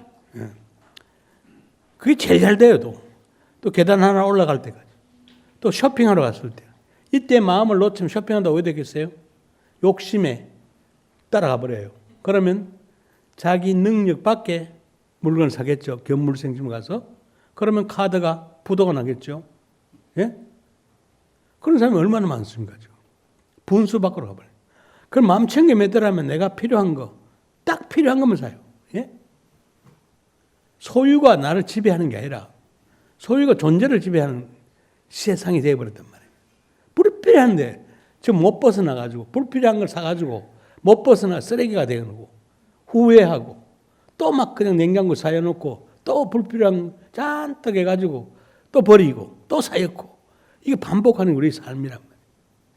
필요한 것만큼만 소유하고 필요한 것만큼만 갖고 있으면 이 자연에 사는 모든 짐승들은 필요한 것만큼만 가져요. 절대로 불필요한 것 같지 않습니다. 그런 의미에서 보면 우리보다 더 도에 가까울 수도 있지요. 죄 안 짓고 살고. 우리 인간이라는 이기적인 욕망 때문에 이 우주에 대해서 죄를 짓고 있단 말이에요. 이거 자업자득입니다. 지금 오늘날 기후 온난화 이래서 오는 것들이 바로 우리 인간들이 탐욕스럽게 저지른 이 재앙이 지금 우리한테 돌아오고 있는 거 아니에요. 자업자득이죠. 당신이 어떤 생각, 어떤 감정에 사로잡혀 끌려가고 있는가 하는 것을 알아차림하는 순간 내가 욕심을 내고 있구나, 내가 화를 내고 있구나 알아차리고 제자리로 돌아오고 알아차림과 돌아옴, 알아차림과 돌아옴 계속 반복, 어웨어네스하고 포커싱, 본대로 돌아오고 내 마음 딱 어디에 가 있구나, 욕망에 가 있구나, 욕심에 가 있구나, 분노에 가 있구나, 어리석음에 가 있구나 알아차리는 순간 돌아오는 거. 이걸 반복하는. 그렇게 되면 이제 회로가 딱 만들어져요. 회로가 만들어져서 일탈을 안 합니다. 앵커링을 딱, 탓을 딱 내리는 거예요. 중심이 잡히는 거예요. 예? 안 흔들리는 거예요. 바깥 자극이라든지 어떤 견물 생심하지 않는 거죠. 딱 자기가. 이게 평정심 상태예요. 평정심, 평상심. 이게 바로 도란 말이에요. 흔들리지 않는 마음. 일상생활 속에 사소한 일에도 마음 챙김하는 것부터 시작을 해보자. 예를 이렇게 들었네요. 이제 설거지하기. 이거 보면 일상생활 속에서 할 수 있는 마음 챙김 활동들이 이빨 닦을 때 여러분 가만히 생각해봐요. 칫솔질하면 건성을 딴 생각하면서 막 하잖아요. 지금 어디가 칫솔이 어디가 있고 지금 잇몸에가 닿아 있거나 이빨에가 닿아 있거나 지금 아래 이에 가 있거나 위에 가 있거나 그때 질감 그때 그 치약과의 그 입 속에서 마주쳐 가지고 오는 그런 그 향기 촉감 이런 걸 우리 마음 챙김을 해야 된다 이 말입니다. 이빨 하나 닦으면 2, 3분 동안 예? 딴 생각하고 있으면 마음 챙김만 하죠. 청소하는 거 이걸 밀대를 가지고 지금 하나 구석구석을 보면서 어디에 지금 쓰레기가 있다, 찌꺼기가 있다, 이거 하면서 하는 거. 온통 그 청소하는 거기에 마음을 좀 쏟아가 있는 거예요. 그 다음에 설거지 할 때, 지금, 어디에 지금 뭐가 있다 하는 거, 일일이 봐가면서 하는 거예요. 털어난 물이 지금 너무 뜨겁다, 너무 차다, 또는 이런 거가 느껴가면서 해야 되는 겁니다. 그런데 물은 털어놓고 뭐 찬물인지 뜨거운 물인지도 모르고 생각은 딴 데가 하고 그 속에는 화가 나 있고 하면 그릇 깨죠. 예? 그릇 깨죠. 그러니까 이 일상적인 작은 이 생활 속에서 마음 챙김을 해놔요. 이게 난 더 중요하다고 생각해요. 어느 정도 마음 챙김을 공부를 하고 나면 그 다음에는 일상생활로 돌아가야 돼요. 아침에 일어나는 것도 그냥 펄떡 일어나지 말고 내가 깼다 그런 거 알고 몸을 약간 좀 지적해 보고 이게 다 마음 챙김합니다. 서서히 일어나. 그럼 내가 좀 욕구를 봐요. 뭐 화장실 가면 가는 게 좋을까? 아니면 물을 마셔야 될까? 어떻게 해야 될까? 이렇게 해 나가는 겁니다. 하루의 생활을 거의 이런 식으로 살아가면 아주 피곤하지 않고 즐겁고 깨어있고 제가 나이 77인데요. 이 3시간 꼼짝도 앉아서 강의 다 합니다. 물 한 모금도 안 먹고 지금 화장실 하면 안 가고 할 수 있어요. 제가 무슨 특별한 에너지가 있어요. 딴 거 하면 아무것도 못해요 저는. 근데 이건 하면 내가 마음을 모든 챙기가 하니까 괴롭지가 않아요. 피곤하지가 않는 거예요. 오늘 이렇게 하면 또 내일 또 저녁에 또 2시간 또 하거든. 그동안 갈 데가 없어가지고 여관에 있다가 나와가지고 갈 데가 없어가지고 책방에도 가봤다가 이게 뭐 친구도 여러분 만나보면 싫어하잖아요. 그러니까 이게 그때까지 이제 보내는 시간도 이게 참 그게 되게 어렵더라고요. 그게.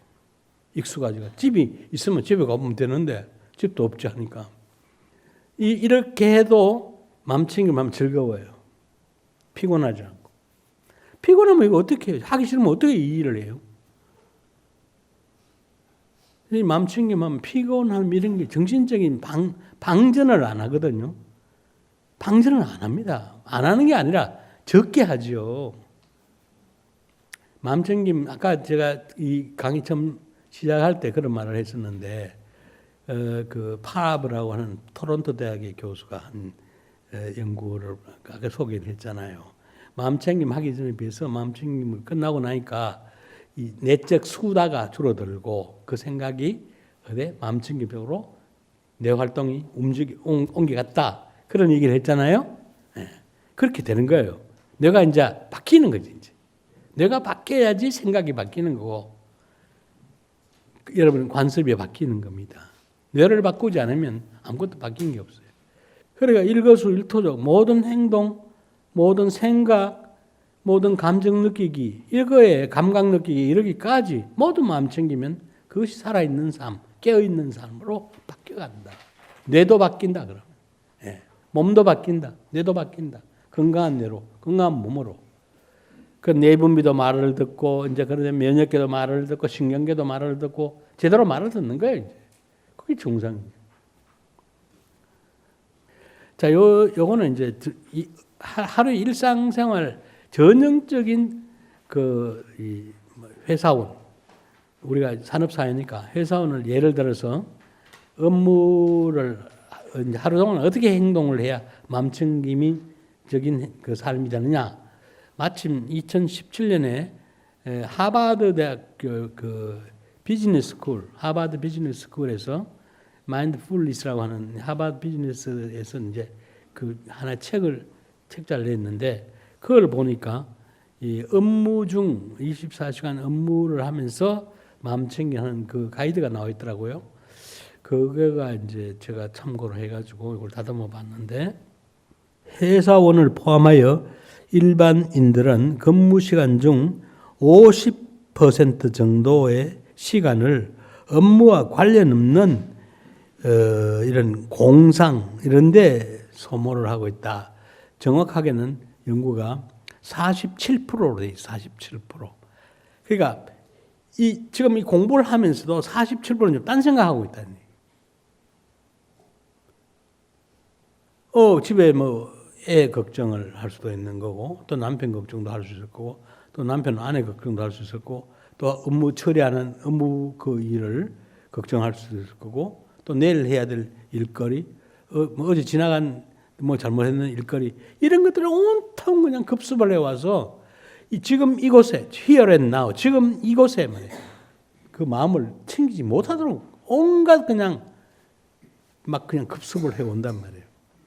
하버드의 그 연구자가 해보니 온통 어떤 일이든지 그 일에 전념을 해야 되는 사람이 47%의 시간을 딴 생각하고 있더라. 딴 일이가 있더라. 하버드에 한 연구예요. 그것도 제일 집중 잘한다는 사람.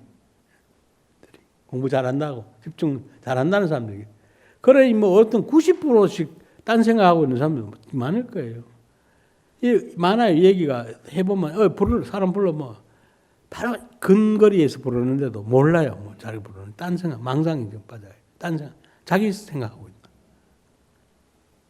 있다. 커뮤니케이션도 그런 사람 말해봐야 근성을 듣고 근성을 잊어버리고 마음 챙김이 아니죠 그게.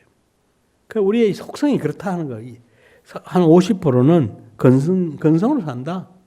마음 챙김 안 하고 산다는 겁니다. 그래서 책임 있는 부서에서 일하는 리더는 스트레스와 정보의 홍수 속에서 살기 때문에 정확하게 알아차림을 하고 정확한 결단을 내려야 한다. 디시션 메이킹을 해야 된다. 더욱 정신적으로 건강해야 된다. 생각 집중이 있어야 된다.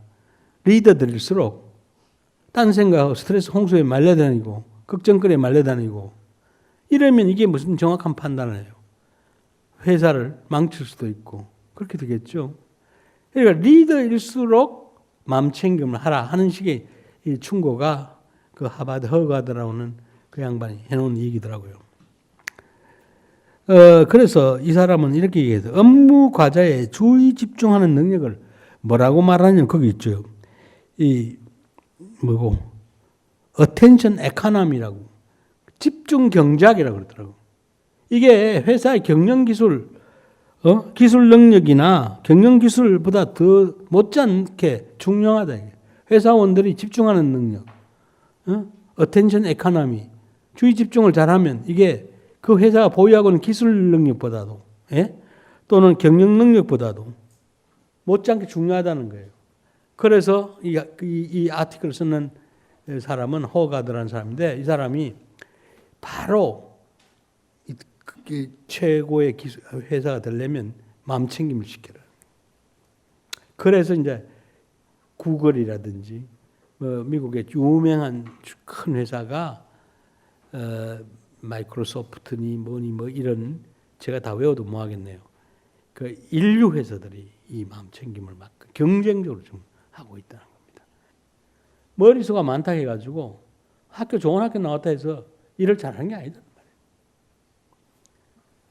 이게 주의 경작, 주의 경작, attention economy 이 개념이 참 마음에 드는 개념. 그럼 이제 생각해 봅시다. 근무 시작 전에 마음 챙김은 어떻게 해야 되느냐? 하루 일과 중에 아침에 기상을 합니다. 기상 직후 누운 채로 2분간 마음챙김 호흡으로 하루를 시작한다. 마음챙김 호흡 실습했죠? 어떻게 하는 겁니까? 코부터 느끼고 나중에 이제 복부 움직임까지 있죠. 이 사람들은 이제 마음챙김을 그렇게 하는데 나는 이거보다도 또 더 중요한 게 만트라 명상을 하라고 그래요. 만트라 명상을. 이 환자일수록 만트라 명상이 좋습니다. 그 막 불안하고 막 이럴 때는 심신이 이완이 돼야 돼요. 긴장하고 하시면 만트라 명상 좀 많이 뭐 관세음 보살 많이 부르면 좋습니다. 몇천 분 부르고 이렇게 하면 보호해주고요. 만트라는 말이 무슨 말이라고요? 만트라는 뜻이 뭐라고요? 만트라는 뜻이 나를 보호해주는 그런 뜻입니다. 그 만트라라는 것은 나를 보호해주는 뜻을 가진 게 만트라예요. 관세음보살 부르면 관세음보살이 나를 보호해준다 이 말이에요. 자베이 보살이 길잡이다. 그거 따라가면 되잖아요. 이렇게 좋은 만트라를 자기 마음속에 익히고 따라가고 그 의존하고 믿고 그러면 신앙심이 더 굳어지고 신앙심이 있어야지 이게 효과가 있고 그렇게 되는 거예요. 그런데 뭐 남의 종교 비판하고 그럴 거 없어요. 자기가 갖고 있는 그 신념에 체계대로 충실하면 되는 거지. 비교해가 하고 하는 거는 그건 판단이에요. 그게 판단. 넌 저지먼트 하라 그랬잖아요. 판단하지 말라 그랬잖아요. 다른 사람의 그 가치관을 소중하게 얘기해줘. 내 가치관만 못지않게 소중하게 해줘라. 남의 종교에 대해서도. 그렇게 소중하게 해줘야 되는 거예요. 서로 간에. 비교하지 말고. 그 비교는 판단이에요.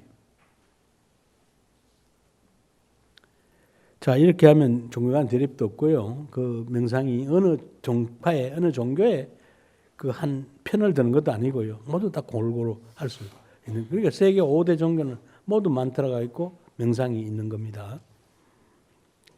그래서 이제 우리가 업무 이제 활동에 들어가기 전에 사무실 의자에 앉아가 5분간 마음챙김 호흡을 합니다. 산란한 마음이 생겼다는 걸 알아차림을 한 후 바로 이 호흡으로 되돌아가서 이제 이 산란한 마음이 가라앉고 제대로 이제 평상심으로 돌아올 때 업무를 시작하라. 5분간 마음챙김 호흡 후 업무를 시작하자 이 말이죠. 자, 이제 그 다음에 오전 중 근무를 하고 있습니다. 오전 중에 능률이 제일 높은 거예요. 이때 잘 활용을 해야 되는 겁니다. 컴퓨터를 켜고 이메일을 검토해야 이메일을 검색하고 검토해야 할 것과 버릴 것을 마음챙김해 봐야 되죠. 그렇죠? 이메일이 너무 폭탄처럼 날라오기 때문에 이게 버릴 거 버리고 이것도 참 큰 일거리일 겁니다. 그 다음에 이제 하도 해야 할 업무들이 폭주되어 있기 때문에 해야 할 업무를 챙기고 완결하지 못한 업무, 시급한 업무 이거 하나에 주의를 모아서 완급한 거, 급한 거 또는 좀 미뤄둬도 괜찮을 거 이런 것들을 다 정리해 가면서 마음 챙겨하라. 오전은 넘어갔고 오후 근무로 이제 들어가. 이때는 시간적으로 피로감이 쌓이기 시작하게 되고 집중이 어려워지고 산만하게 되죠. 그럴 때마다 가끔 마음챙김 호흡이나 수식관, 간단한 거잖아요. 수식관, 그 다음에 만트라 명상, 뭐 이완 반응을 하죠. 이런 것을 해서 피곤해진 그 마음을 또는 육체를 이제 이완 편안하게 이제 되돌리고 산만한 마음을 낮추고 이렇게 이제 해줘야 될 거고 그렇게 하다 보니까 이제 퇴근 무렵이 되었습니다. 이 마음 챙겨 마무리 작업을 들어가야 돼요. 오늘의 마무리 마음 챙겨서 해야 돼요. 그냥 허벅지고 시간이 됐다고 나가버리면 일이 하나도 진전이 안 되고 그냥 망가지는 경우가 많고 꼭 해야 될 일을 못하는 경우가 많고 하니까 이 마지막 퇴근 직전에 업무 정리를 마음챙겨 해야 된다는 거. 그 다음에 퇴근 버스나 전철을 탔을 때 자리에 혹시 앉았을 경우 마음챙김, 호흡이나 또는 수식관, 이완 반응 이걸 활용하면 그날의 피로를 다 내려놓을 수가 있다는 겁니다. 꼭 이게 이제 그 먼 거리 통근을 해야 되시는 분들은 이 시간을 잘 명상으로 마무리해서 피곤을 씻으시기 바랍니다. 이런 과학적 연구가 있습니다. 만트라 명상의 경우, 즉 이완 반응의 경우에 20분만 하면 6시간 잠자는 것과 효과가 같다. 이런 연구들도 있어요. 그 저도 깜짝 놀랐습니다만은 뭐 하버드 대학에서 한 연구들이니까 크게 거짓말이 많지는 않을 거예요. 뭐 뻥을 좀 쳤는지 모르지만은 그게 이 초월 명상을 하면요, 사람이 굉장히 깊은 경지에 빠져요. 들어가요. 초월 명상. 예. 그래서 그 뿅 간 거 아닙니까? 초월 명상. 마하리시 마헤시가 1959년에 미국에 도입을 했거든요. 인도의 요기입니다. 이 힌두의 요기가 과학자예요. 과학자 이 요기가 과학자고 교육자예요. 그러니까 순 구루가 아니에요. 과학자이자 교육자도. 마하리시 마헤시라는 사람. 이 사람이 설득력이 있거든요. 그 미국 지성인들이 뿅 간 겁니다. 제일 먼저 간 사람이 비틀스란 말이에요. 비틀스가 이 시대의 명상을 여는 가장 중요한 일을 하는 비틀스가. Let It Be라는 노래 있잖아요. 네? 대표적으로. Yesterday. 새로운 세상을 구가하는 겁니다. 그 서양 세계의 명상을 도입 갖다 준 분은 마하리시 마헤시라는 인도의 성자이지만은 받아들인 사람은 비틀스예요. 비틀스의 노래를 통해서 세계 표준화. 그러면서 따라한 사람들이 세계적인 명상가들 오늘날 뭐 엘고하니 무슨 저기 뭐예요 스티브 잡스니 뭐 이렇다 할 사람들 그 마이클 조단이라든지 뭐 이런 사람들이 명상에 빠지고 그 최고의 기록자가 되고 또 마이클 펠프스 이 친구는 저는 이 얘기 안 했습니까? 그 초등학교 다닐 때 주의 집중 장애 과잉 활동 증후군 했는데 이게 명상을 해가지고 올림픽 금메달 28개를 갖다. 이 산만한 힘을 하나를 모으는 힘으로 돌렸어요. 이게 다 처음엔 초기에는 초월 명상 TM이 세상을 바꿔놓은 거예요. 그 TM을 과학적으로 입증한 게 허버트 벤슨이고 의료에 도입을 했고 그런데 이게 한 3, 40년 만에 이건 퇴장이 돼요. 퇴장되고 뭐가 들어요? 마음챙김. 존 카바트의 시대가 2000년부터 일어나죠. 이거 우리가 꼭 알아두면 좋을 것 같습니다. 그렇게 이제 했고요. 이 하루의 일과 중에 호흡 명상하면 좋은 이유, 이건 제가 좀 생각해 본 건데, 짬짬이 마음챙김 호흡이라든지 수식관, 이완 반응을 명상하면 부교감 신경절, 이게 단전에 있다 그랬죠. 단전 부위에, 척추 부위에 있다.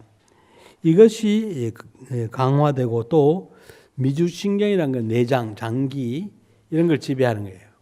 소화기라든지 내장이 지배하는 이 베이가스 너브라는 이 미주신경이 적극적으로 자극을 받아가지고 스트레스에 따른 생리적, 심리적 그 반응성을 안정적으로 낮추어주고 그 이완시켜줘서 긴장된 상태를 평화로운 모드로 적색 모드에서 녹색 모드로 바꿔준다. 이렇게 이제 저는 설명을 하거든요. 그 우리가 그 호흡이 좋다 하는 거는 특히 이제 이제 단전 호흡 말하자면 심호흡이 좋다는 이유는 바로 부교감 신경절을 자극해주고 미주신경을 자극해줘서 우리가 의지대로 안 되는 이 내장기, 장기들 여기에 안정을 갖다주고 정상적인 상태로 돌려주기 때문에 바로 그 명상의 효과를 심리적, 생리적으로 효과를 볼 수 있다. 옛날 어른들은 경험으로 아는 거지만 오늘 과학자는 입증을 해서 알게 된 거. 차이는 그것밖에 없는 겁니다. 그래서 꼭 그 경험하신 선조들의 그 지혜로움을 오늘의 과학이 입증을 해줬기 때문에 여러분은 믿고 따라가면 우리는 편리하게 활용을 할 수가 있겠다는 생각이 들어요.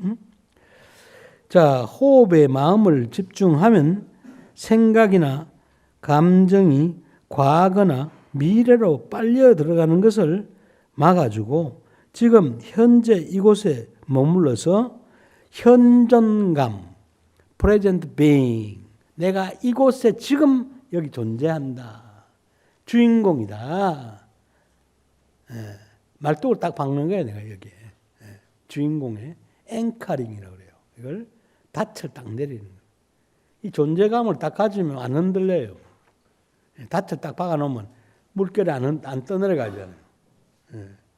근데 이 닻을 안 내려놓으면 이 바깥에서 오는 이 물결, 이거에 의해서 배가 떠내려가요. 몇만 톤도. 닻을 안 내리면 떠내려가 버린단 말이에요.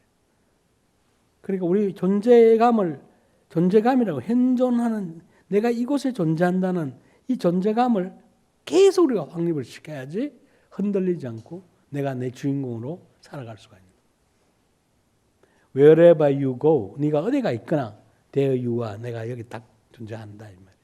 수처작주, 입처계진, 같은 말 아닐까요? 존재의 주인공이 된다. 존재의 주인공을 놓쳤을 순간 우리는 그냥 떠다니는 부초, 부평초. 그게 무슨 생각이 바르며 감정이 바를 것이고 판단이 바를 것이고 그냥 남이 한 대 떠다니면서 남이 욕이나 하고 헛이나 뜯고 남이 장에 가니까 똥좀 치고 장에 따라가기는 하고 그냥 아무 식견도 없이 남 정부를 욕하니까 대통령을 욕하니까 따라 욕하고 또 뭐 재벌을 욕하니까 재벌을 욕하고 뭘 욕하고 자기가 무슨 그걸 할 만한 그것도 없으면서 주관도 없고 생각도 없고 판단도 없고 아무것도 없이 그렇게 사는 게 우리 거의 대부분의 사람들의 살아가는 군상들이란 말이에요. 그렇죠? 그렇게 불안할 수밖에 없잖아요. Wandering mind. 그게 흔들리는 마음이라고. Wandering mind is unhappy mind. 흔들리는 마음이 곧 불행한 마음입니다. 그게 번뇌라 말이에요. Wandering mind가 번뇌라. 번뇌. 그게 고란 말이에요. 답이 나오지 않습니까? 그러면 원더링한 마인드를 앵커링 마인드로. 앵커가 그 TV에 앵커 그러죠. 앵커. 그게 무슨 뜻인지 압니까? 네? 앵커. 앵커는 닻이라면 닻을 내린다. 예? 그 앵커 뭐 이어서 얘기하다 앵커로 돌아오잖아요. 얘기하다 앵커로. 앵커 전부 그 뭐라 하는 그 주인공이잖아요. 앵커. 그런 앵커. 우리 마음의 앵커. 어디에 가 있든 내가 어디 가 있다는 걸 알면 어디로 돌려라. 예, awareness하고 바로 focusing 본질로 돌아오고 present being 현존하는 나로 돌아오고 또 생각이 또 막 딴 데가 노는 거예요. 그 알아차리면 들어가서 들어오고. 그러니 일상 24시간 그렇게 해 가다 보면 드디어 안 갑니다. 밖으로. 여기 존재하는 거예요. 이 주인공하고 같이 노는 거죠. 그때까지는 수많은 시간을 걸리는 거예요. 그래서 이제 회로를 만들어 가야 됩니다. 그렇게 흔들리는 회로를 이제 안 흔들리는 회로로 평정심으로 돌아가도록. 그래서 이제 옛날 어른들이 평상심 시도라, 평정심 시도라, 예? 그렇게 말씀하시잖아요. 그거 딱 맞는 말이잖아요. 우리가 평정심 갖도록 한다는 게 존재의 그 주인공으로 돌아간다는 그런 이야기가 되겠습니다.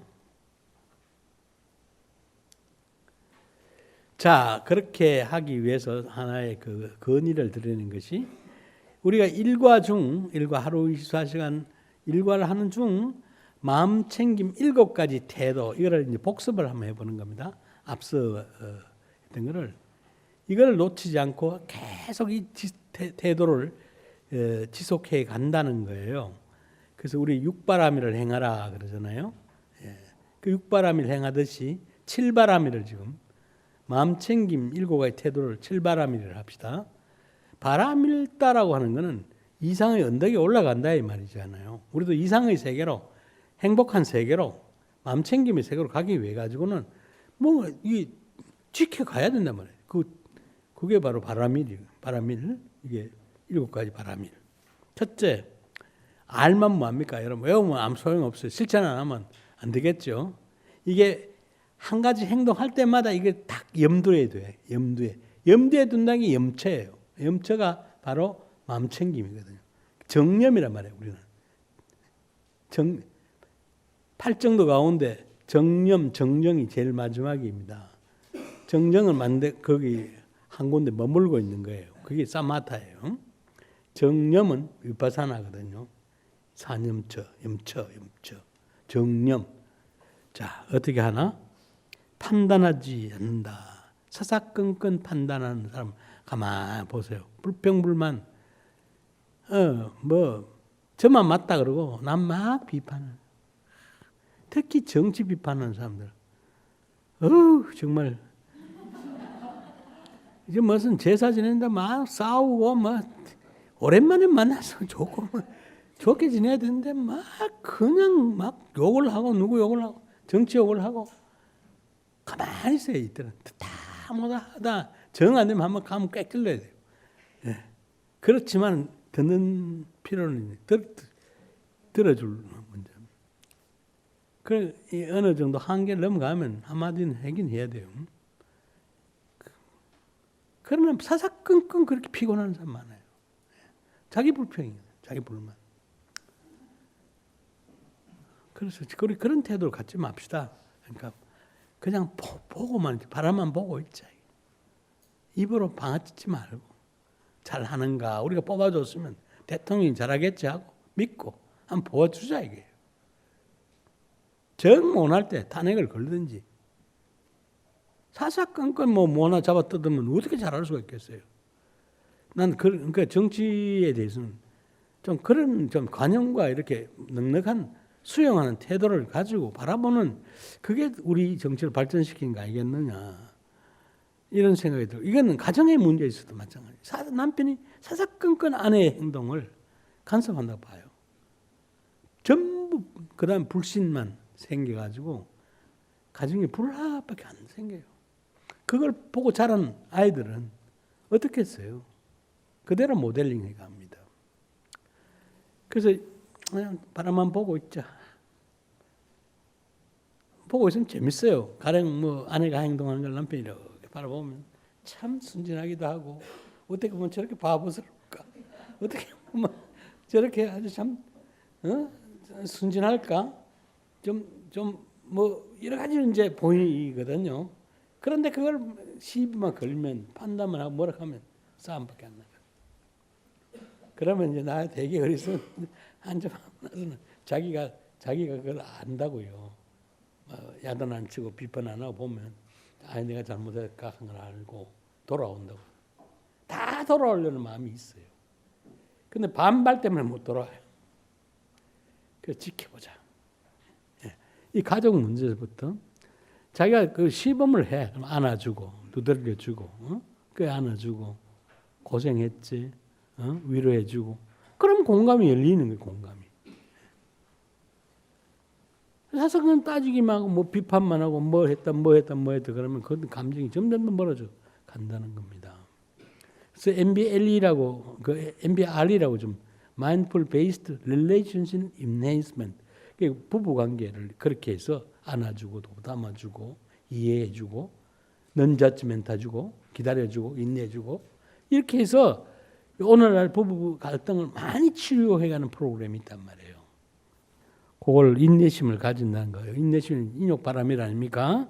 예, 바라본다 하는 거예요. 판단하지 않고 바라본다. 세 번째, 초심이라는 건 때묻지 않는 생각이에요. 때묻지 않는 생각입니다. 그렇잖아요. 얼마나 순진한 생각입니까? 깨끗한 생각입니까? 두 번째 가면 조심이 안 생겨요. 나 이미 안다. 해가 편견이 이미 개입이 되어버립니다. 초심은 편견을 빼낸 생각이에요. 초심, 순수한 생각, 나이브한, 네이티브한, 이게 가공하지 않는 생각이다. 이 초심을 견지한다는 거예요. 사람 보면 참 나이가 많이 들어도 순박한 사람 있잖아요. 아이고 초등학교 1학년 같은 생각 한 사람 있어요. 그 사람 나쁘다고 할 수가 있을까요? 그 사람도 다 나름대로 판단하고 다 있지만은 꾀를 부린다거나 뭐 이상한 편견에 사로잡혀 있다거나 내가 많이 아는 사람이다, 내가 뭐 우쭐한 사람이다 이런 게 아닌 순수한 사람, 이런 모습을 갖고 있는 사람 말이에요. 그 다음에 이제 이런 게 있잖아요. 초발심시 봐요. 그게 초발심이 정각을 이룬단 말이에요. 정각을. 그 어디 나옵니까? 그건 법성계. 법성계 뭡니까? 호암경이에요. 아주 앱스트랙트. 가장 소중한 경전이 호암경이라고 보는데 그거에 아주 앱스트랙이에요. 요약. 그게 초발심시 변정각. 얼마나 우리 가슴을 때리는 말입니까? 초발심을 가져보십시오. 그 다음에 믿음을 갖는다. 이게 내 자신에 대한 믿음을 말하는 거예요. 나도 못 믿으면 세상에 뭘 믿겠어요? 왜 남의 말 믿습니까? 남이 뭐 권위자, 뭐 권위자예요. 내가 내 마음에서 일어나는 그걸 믿어라 이거. 내 생각, 내 태도, 내 믿음. 순수한 그럴 때 믿어라 말이에요. 근데 내 생각이 순수하지 않고 욕심이 가득 있고 미움이 가득 있고 막 어리석음이 가득 있으면 그거 믿으면 안 되겠죠. 예, 그렇죠? 예. 순수한 믿음. 순수한 믿음은 환희심이에요. 어떤 부처님에 대한 믿음, 자기 종교의 어떤 신에 대한 믿음, 자기 믿음 체계에 대한 거. 이건 뭐 안 바뀌죠. 이걸 안 믿는 사람이 뭔 종교가 있고 철학이 있고 이거 있을 수가 없는 거예요. 남이 이렇게 하면 이래 따라가고 저렇게 하면 저렇게 따라가고 줏대가 없는 거예요. 그게.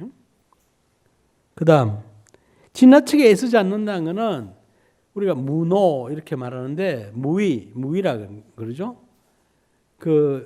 이 무위자연이라 그러잖아요. 있는 그대로의 모습, 해치지 않는 거.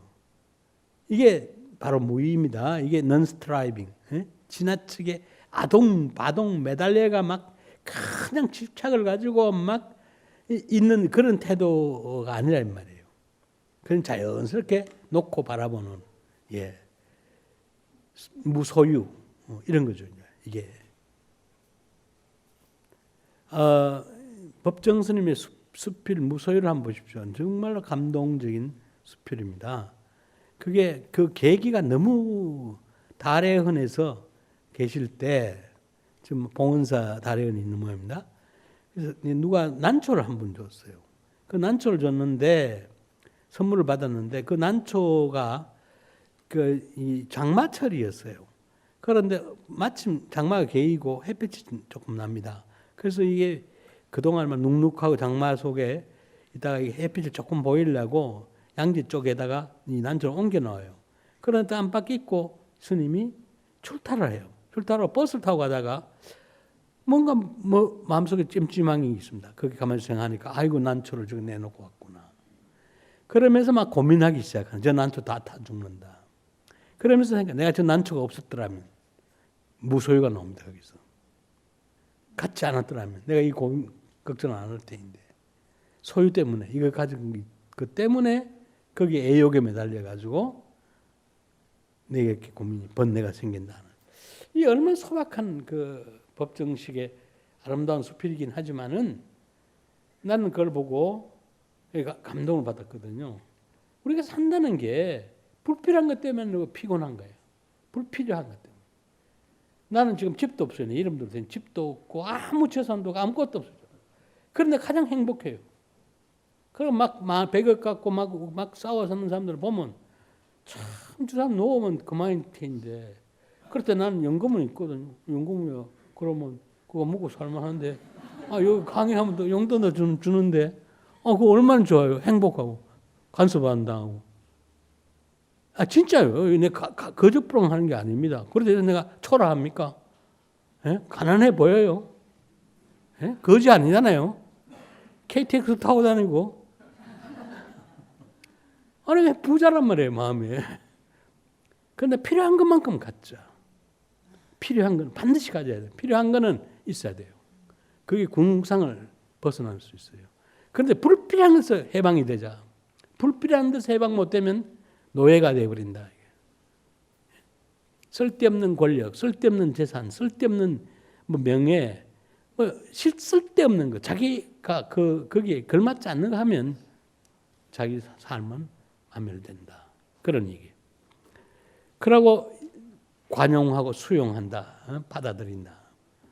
그 다음에 마지막으로 집착을 내려놓는다.